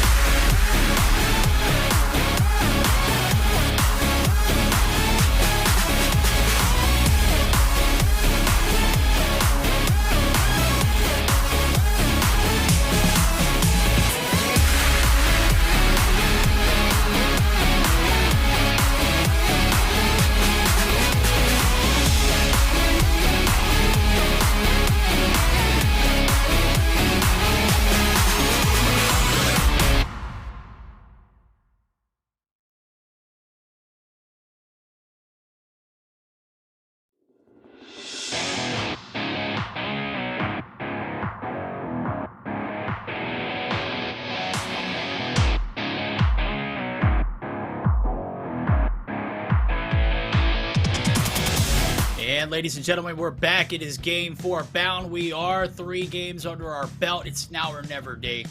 Taking a look at the prize pool. What are these guys and gals playing for? Well, guess what? It's a $20,000 investment right here. Who's going to get the large majority of that? It's going to be first place with $6,000. Date. Where we're standing at right now, because we got the lobby leaderboards ready to show up here in a minute. Who do you have eyes on as far as getting that first place? Obviously, it's Prince and Lag, but second, third, fourth, fifth, all of that are going to be receiving prize pools. Right now, it's 45.5 points. The gap is slowly getting bridged. Yeah, we were looking at, again, I think a 19.5 to a 39.5 between game 2 and game 3. So the gap went from a 20-point spread to now sitting at just about a 14-point spread. So definitely going to be on the lookout for Wisey and Bomber to have a cracked performance here. But right on their tail is going to be Logic and No Snitch. And then the gap does start to drop a little bit more. You've got Legend, who, I mean, honestly, the reason this team has the points they have right now. So that, like, 6-man spree was absolutely incredible. As you mentioned, would make Garena proud. Kurdo and Blurdy, 22. Cerberusky and Gora at 16. Hypno and Cynics at 16.5. And Ghost OG and Zert at 14. Empathy and Resume at 12.5, along with Aim and Vita. So I think your top 3 teams are potentially competing for that number 1 spot, with Lag and Prince clearly ahead of the pack. But yeah, you're gonna have to have a stellar performance to make up that gap. That's a lot of ground to cover. Prince and Lag did themselves a great service of putting themselves out and above the rest of the competition early on, and they've been very consistent throughout their game spread. So taking a look at it, what do these teams have to do? They got to pace themselves, but it's now or never. This is the moment of truth. Are they going to be able to cover it? It's 15 points, and then you've got to calculate. These Lag and Prince have been consistently finishing top 3. There's no way they're not going to be in a top 10 spot. So you've got to put it all on the line here in this game for Blackout drop. Yeah, well, I think the top 3 are the teams that are competing for first. You not only have to have a great performance as that number 2 or number 3 team, you have to have Lag and Prince just not perform, right? Like, that is the ultimate reality here. I mean, you got to be preying on their downfall for your success. You got to do more than just prey on their downfall. You've got to put up the best duo game of your life, and you've got to put yourself in a top 3 spot. You got to finish first with at least 10 kills on your team to even consider being top 10 or top number 1. There's too much ground to cover. I think this cushion of 14 points is, well, not quite 14 points, but a little under 14 points is plenty enough to close it out. You don't have to get like a handful of kills and put yourself, maybe 2, 3, 4, and then get that multiplier in to effect. I don't know if it's possible. I mean, I don't do math very well, but I'm just thinking that I think Lag and Prince might be having the crown early on and going into this game 4. It's definitely possible, and it is certainly looking that way. Again, a 14.5 point lead. We're seeing teams struggle to get 14 points in the game, let alone whatever Lag and Prince put up during this game. They close out the game with 10 kills and another 1.75 multiplier. Golden. You'd have to have an outrageous number. I mean, again, you'd have to have a 20-kill game and a first-place finish to even try to compete if Lag and Prince have a good game. All right, well, we'll have to see now as we're getting geared up for our last final game of this COD Mobile Rivalry Series. It has been certainly one of the hottest of hot drops we've seen so far. Closing out 2022, we've crowned multiplayer Stage 5 champions, world champions at that. Right now, we're trying to crown a champion for this big prize pool for Battle Royale, and it has been a very epic one so far. Can we see Prince and Lag close it out in a dramatic fashion, or will we see that downfall? We haven't seen it in any of the games yet. As a matter of fact, they have just gotten better and better as far as placement goes throughout this, and consistency has been key. We're going to see who's going to step up and rise up to the occasion and possibly close the gap slightly. I just don't know if it's possible. I'm going to be optimistic. YZ and Bomber, we're looking for a bomb of a game here in number 4. we're looking for Logic and No Stitch to also come through. Who's going to be able to dethrone the champions now as we're taking a look at it? Game 4 has started. We are gearing up for it. The drop looks pretty sweet. It does look like we're going to be on the south side of Hydro Dam, rolling to the outskirts of Nuketown Island, which, again, going to cut the map right in the middle. Pretty much everywhere is accessible. Leave it to Verdict to be optimistic for you guys, chat. I'm on the Lag and Prince train for the win, but you know what train I'm on even before that one is that exciting, good gameplay. Again, I want to go into this last leaderboard screen, a little bit before, sitting there trying to do the maths in our head and figure out, did Logic and Snitch get enough points to take first place? And things of that nature. And Satama off the bat with a big kill. We've also got Spurs and Splash coming through, and it looks like we've already got a squad eliminated on the hot drop. Does look like Lucasen able to get a knock onto Report, and now Scope getting pushed. Oh, the fancy footwork and the hop. 32 HP and a Dream going to secure that kill. Now going to get out of dodge and try to get plated up. Might be jumping right into an enemy team, though. Oh, yeah. Went from one demon to another. Construction is hotter than all get out. Sombra going to get knocked. Kyle going to be able to get the thirst. Oh, Scope is holding off for the push. It looks like it's going to be a cut your loss kind of scenario. There goes the finish there. Kyle's going to do the deed. He's going to hop the elevator. Goes quickly down the chute. We'll see if Scope can continue the journey here as the regain. It's going to have to be astronomical. I don't think these guys have a place in the top 10. Top 8 is where you want to be landing at for some points. And Logic and No Stitch still alive and kicking it. Wisey and Bomber. I think that's the question of the hour right now. Let's take a look. Bomber did get dropped. Not quite sure where Wisey ended up at, though. Yeah, definitely hard to say. 61 players remain, Verdict. There's plenty of point opportunities on the board. And, well, Construction, you've got a chance for a couple kills here. Obviously, you can see Kyle trying to get over to the elevator here. He's going to get the activation that's going to get him up potentially to his teammates' tags. And then he's got to make it on out and survive. Tags are locked in. Wow. Oh, he ninjas up, but ninjas right into an enemy team. Out of here. He's on the run, on the jump. I think he... Kyle.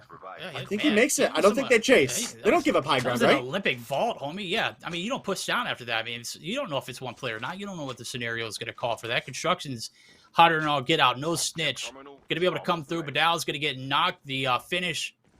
Not quite sure if it's going to come through. It does. So No Stitch going to be able to pick up his first body there.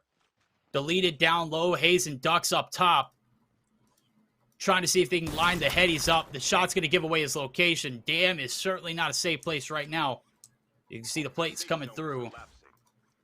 Ducks not going to be too aggressive on this push. Why? You've got topside. Just go ahead and continue to make it rain shots down. You don't have any kills on board, but we do see Gilmania get griefed in the background. RIP, homie. Has not been a great 4-game spread for you, but you're still the Latham Jesus in our books.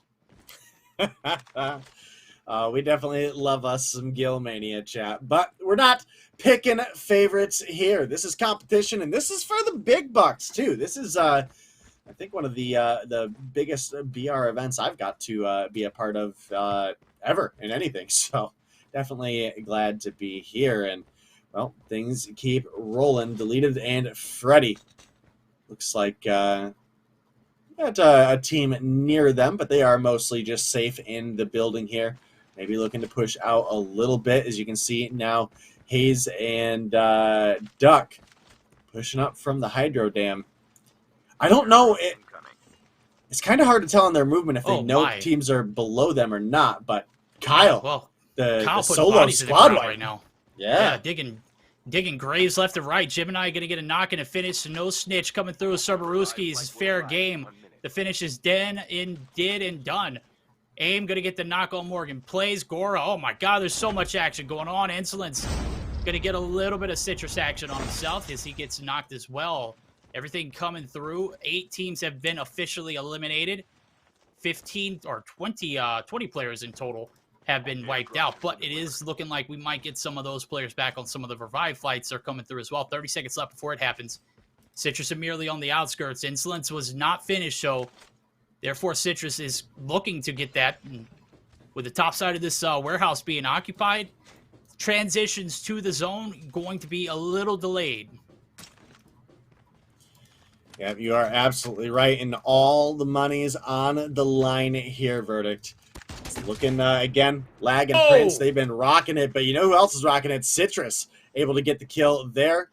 Does have a little bit of armor, but look at Valo in the window here. Yeah, could grab a sneaky and cheeky kill onto Citrus here. Yeah. Merely coming over in the ATV. I don't know if Merely saw him. Look at the attention. Look, Goldfish right now. Citrus going to be able to go right in broad daylight, get the rotation through. Valu playing it like a gargoyle, just waiting to be activated, right? Nothing happening there. The tag's not going to be captured as of yet, and Valu is just going to have to play their life. So Merely and Citrus going to continue to play a little bit of mind games here as they get the knock and finish on that player, Insolence, who was down earlier. And Valu, I mean, you're stuck in the top side of this warehouse. You don't have medic. There's not a lot of options here.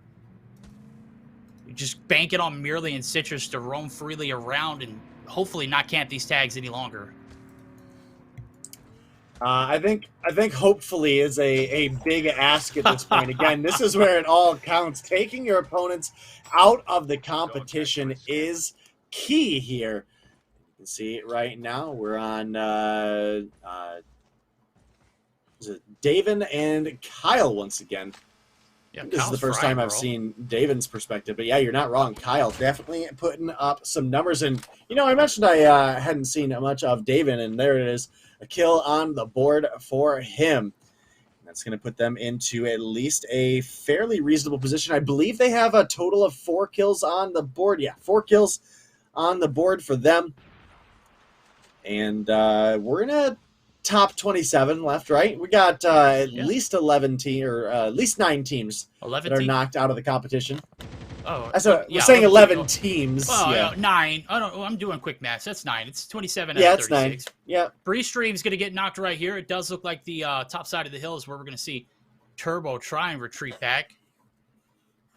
Does know that there's people lurking. There's other players in the vicinity, and one of them is the Grim Reaper and Kyle himself, who has put 3 bodies under the ground already this game. Bree is going to be quickly rotated on as well. Here comes the push from the backside. It's Kyle.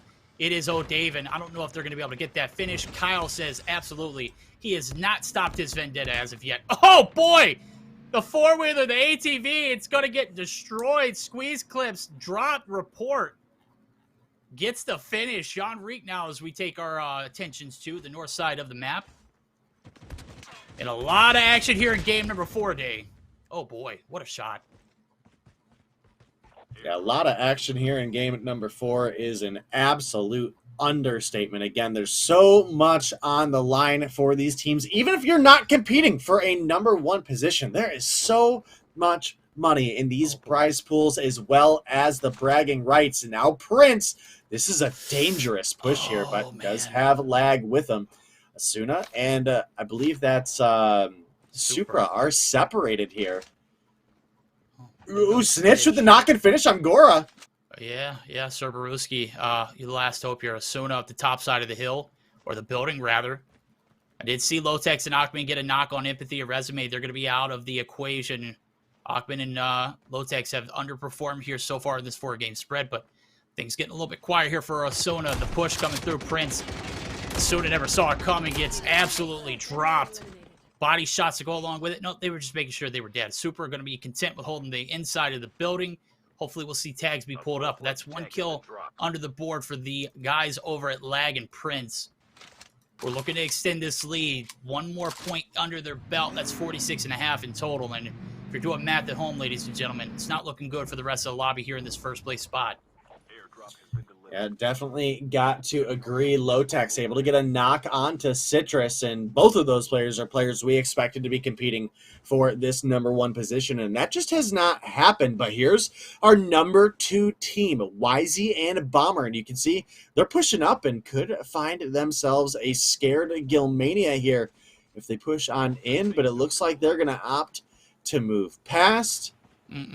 Nope. Maybe not. No, there they goes know. Gilmania. Oh, mi amo es Brian. Mi amo is dead now. Bomber going to be able to get the finish, the M4 crispy shots inside of the cubby or the container or the warehouse, wherever you're at. You cannot hide. This is not safe grounds when Wisey and Bomber are lurking. Holy heck, Gil, I didn't mean to dish you, homie, but I love you. It just was not the favorable position. It doesn't matter where you're at on this map. These guys will hunt you down and find you and kill you quickly. As we see, that's kill number 1. And right now, if you're trying to track, like, how are they going to cover the gap? Well, right now, only 1 kill is not going to cut it. 1 kill could potentially put you in that same spot that you were in when you began, but you're going to have to get at least a top 10 finish with some more kills to secure that one. I don't think the ground is going to be covered here in game number 4. It's going to have to progress a lot better. Shots almost able to connect. But who was that? Was that Flexen? What a freaking lineup from him across the map.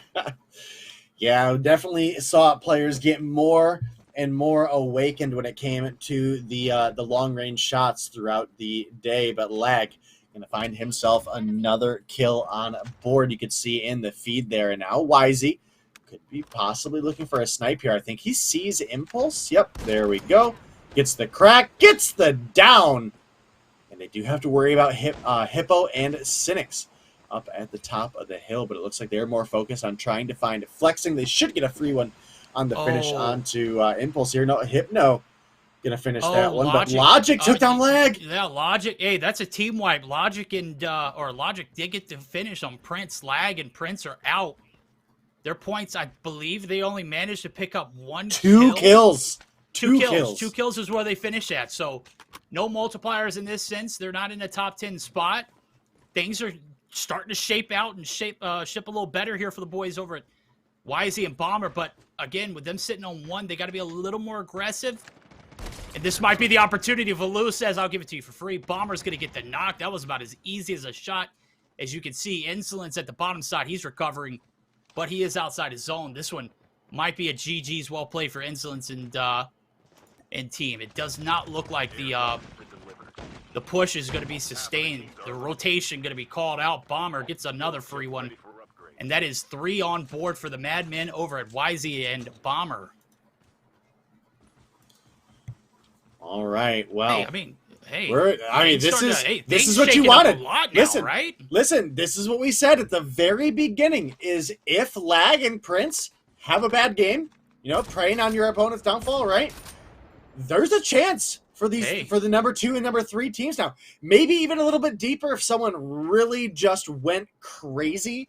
But I don't think that is the case for really anybody in the lobby right now. We've got Bomber on 3, but Wisey doesn't have anything. So right now we're looking for multipliers. Logic and Snitch definitely starting to bring things together. They could be looking for that top 10 finish. They've got 6 kills on board, so starting to get everything rolling there.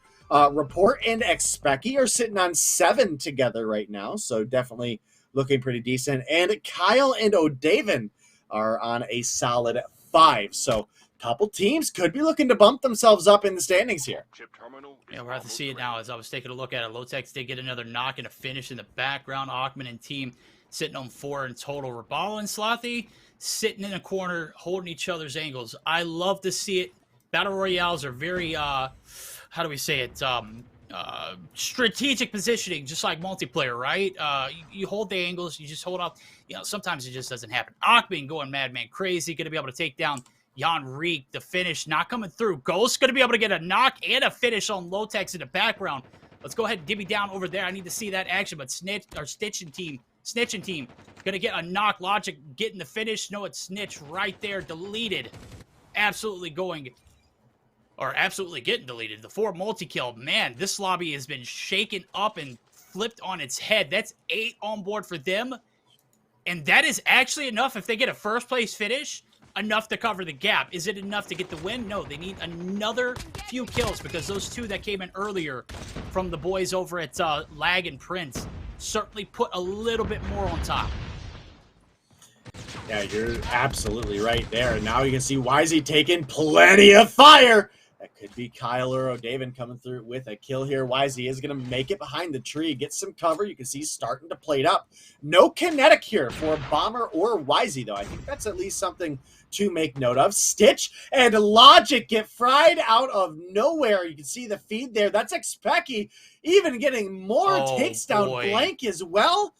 That could be the end of Logic and Stitch's run. We were talking about them just a minute ago, having 6 kills on board, not making it top 10, no multiplier. Yeah, no multiplier. I think they finished with 8, but it was enough to cover the gap to second place, which is an extra 2,000 in their pockets right now. Oh, Wisey! Oh, my! The DLQ making its debut here in this first kill for Wisey. That's going to be the 4th overall for the squad, so Bomber and Wisey, the cards are in your hand. What position are you going to place, though? Are you going to get enough kills to cover the gap? There's not many players left, 21 excluding them, or 21 including them, so 23 in total, 12 teams available. Not many revive flights, so it's going to be a miracle. It's going to be a Hail Mary. I think if they wipe the entire lobby day, they might be able to recoup the deficits that the boys over at Lag and Prince put us in first 3 games. It's definitely possible. It is definitely possible, and that's kind of a big feels bad moment, right? If you are Lag and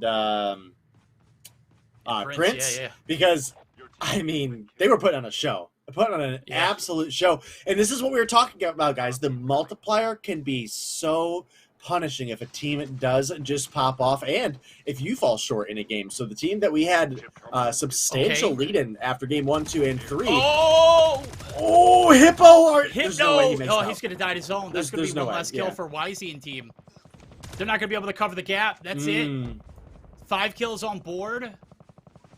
I don't think it's... 8 other players left. I mean, we've seen crazy things happen. Lotec's lurking in the corner. We got Report and Expecki, who have been the lobby griefers at this point. They've taken down Prince and Lag, something that nobody was able to do in the first 3 games relatively early on. And I say relatively early on. Anything outside of top 10 is relative to this matter. Legend and team are up the top side of the hill, but the snowboards are going to be able to give them a little bit of a movement boost over towards where we see more players coming in. Report now looking for the smoke. There's a Specky and there's Ghost and Zerom in the area. I don't know if they quite know it just yet, but surely enough they will. Legend's going to get Nox Atama there for the trade. There comes a push from Report. Crispy shots. Absolutely erased the wall bangs. Oh my god, the Krieg. I didn't know you had it like that. Ghost, absolutely one shot. He might die to zone. Nope, it's Expecki, the team wipe. And now there's 8 teams left with 13 players alive. Zone's crashing in. This one's getting extra spicy day. Extra spicy, just the way we like it. 7 players left alive.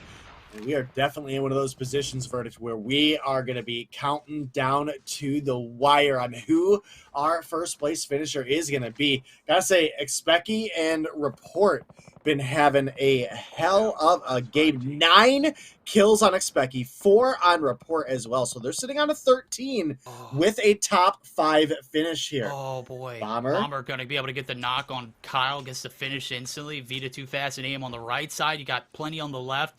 Merely's hanging back. Here comes Report and Expecki. They're also collapsing on the hill. Here comes the recon drone. It's going to be shot down, but locations are going to be given away. I don't know if anybody's going to be able to actively push on it. There's no way you're going to solo push out of that building, especially with Merely on the backside. Not sure if this collapse is going to happen. Oh, Daven walks out the door. My God.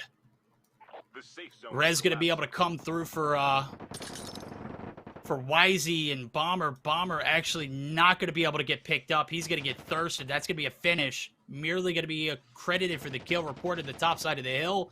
Things are getting extra fast now. We're speeding it up. There's nowhere to cover. There's nowhere to hide. Report obliterating people at the bottom. It's all on Wisey to clutch up for the team, but even if he collects all the bodies and gets the first place finish, is it going to be enough, Day?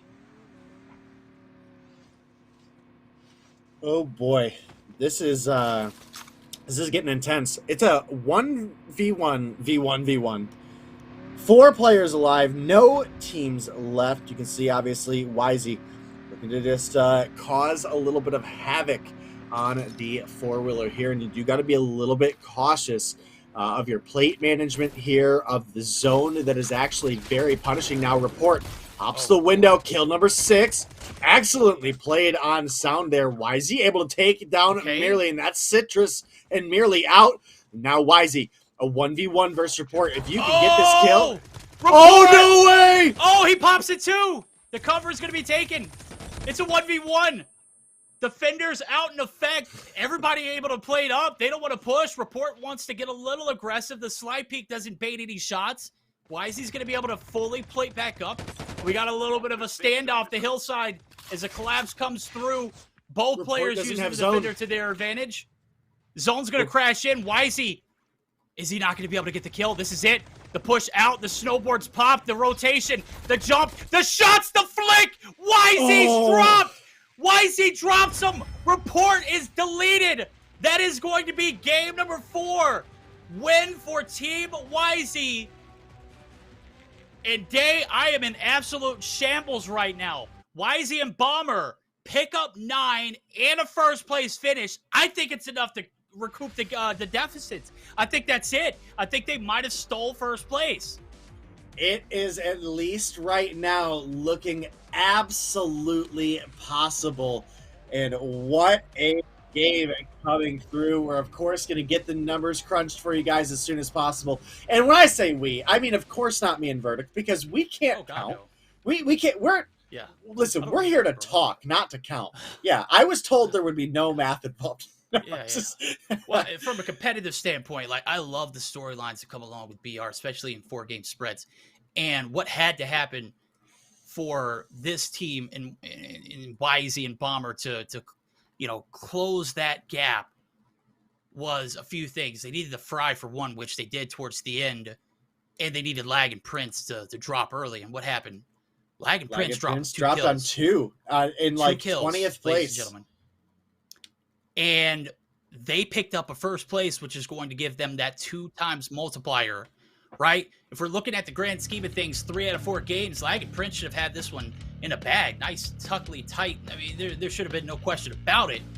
But the if, ands, and buts, they just managed to float into our perspective, and we were able to create something that was just absolutely crazy bonkers towards the end. I'm literally waiting to see what these points are going to be looking like, because, ladies and gentlemen, we already tried to crown Prince and Lag, but Dave, Wisey and Bomber come up out of nowhere in that end game. I thought for sure Report was about to beat him. He had the line up and everything. I had already caught. I was like, bro, he's about to beat Wisey.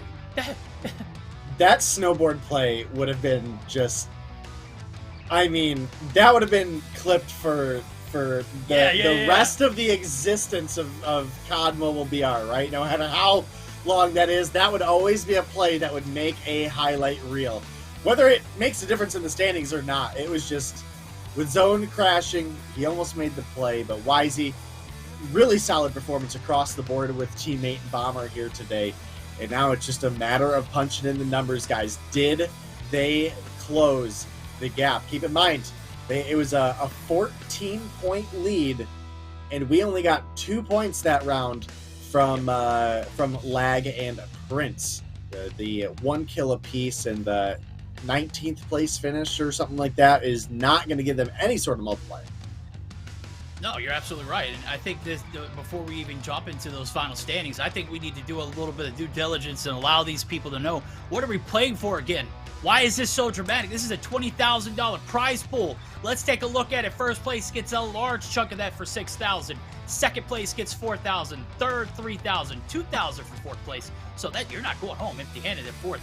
Fifth and sixth, $1,500. Seventh and eighth, $1,000. That's $500 apiece for seventh and eighth finishes. And those numbers were relatively low rolling into game number 4. Certainly doable for teams that picked up vast amount of kills in that last game. Report and Specky, especially. I think they finished up with 15 kills, Dave. 15 kills. They were trying to make a miraculous Hail Mary to close the gap. And I'm sure that with a 1.75 multiplier, should put them in at least a top 6 contention if I'm doing maths correctly. But then again, they don't pay me to do maths. As a matter of fact, they usually don't pay me at all. But I look, I enjoy the work. I'm obviously captain. We're having fun with this one, and we surely had fun in that last game. Blackout was a just beast of a finishing. Report with a snowboard flick. I mean, bro, I would have probably dropped my iPad if I was wise. I would have dropped my pad. I would have been so shaky. But they, that's why they didn't ask me to play. They asked me to cast this with you, and right? That's why we get so excited, right? Yeah. Oh man, what a series! It was starting to look like we weren't going to have any competition, man, and then boy. Here we are. We're standing here exactly what we wanted, waiting to see if Wisey and Bomber were able to upset the story that was being told by Lag and Prince. I don't think we had anybody else that really put themselves in a position to contest that #1 spot.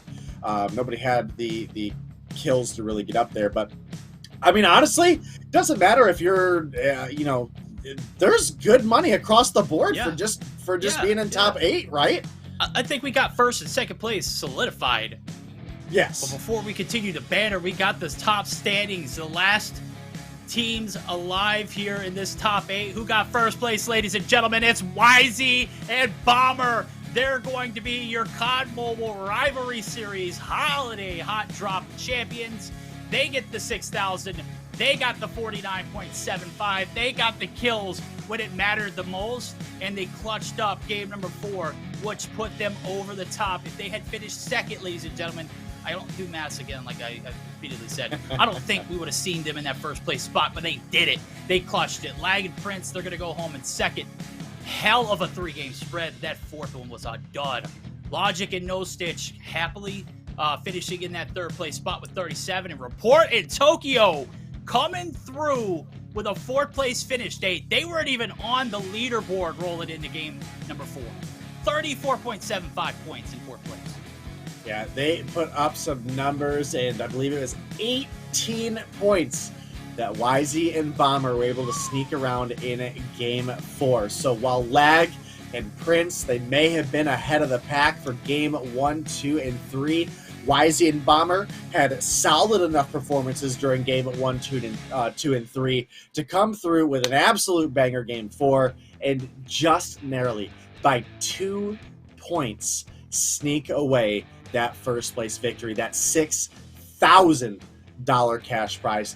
Lag and Prince, you guys aren't going home empty-handed for that second place position, though, guys. $4,000, absolutely huge, and looks like we've got the full breakdown for you guys here.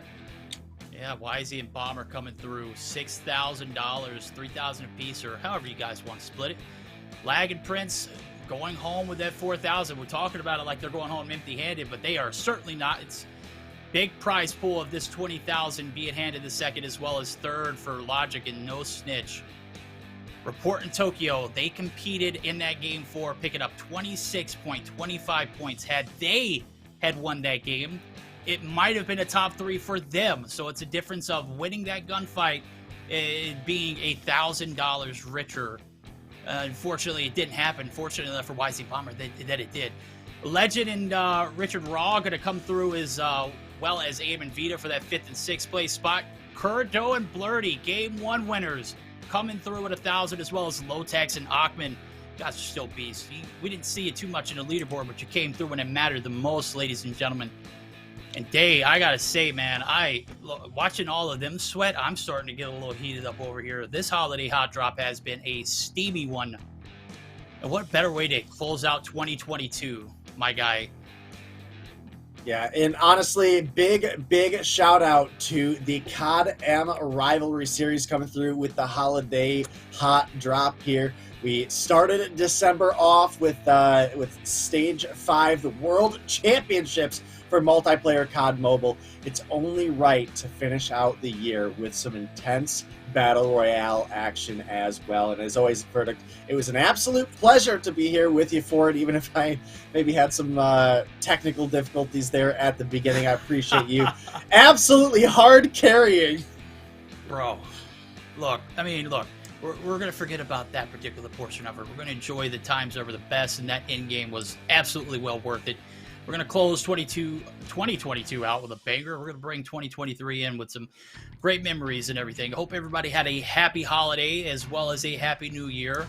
We look forward to seeing you until next time. But until then, we'll just have to be waiting. When we get any kind of announcements rolling through, be sure to follow COD Mobile Esports YouTube channel for more of these exciting events. Until then, we'll catch you later.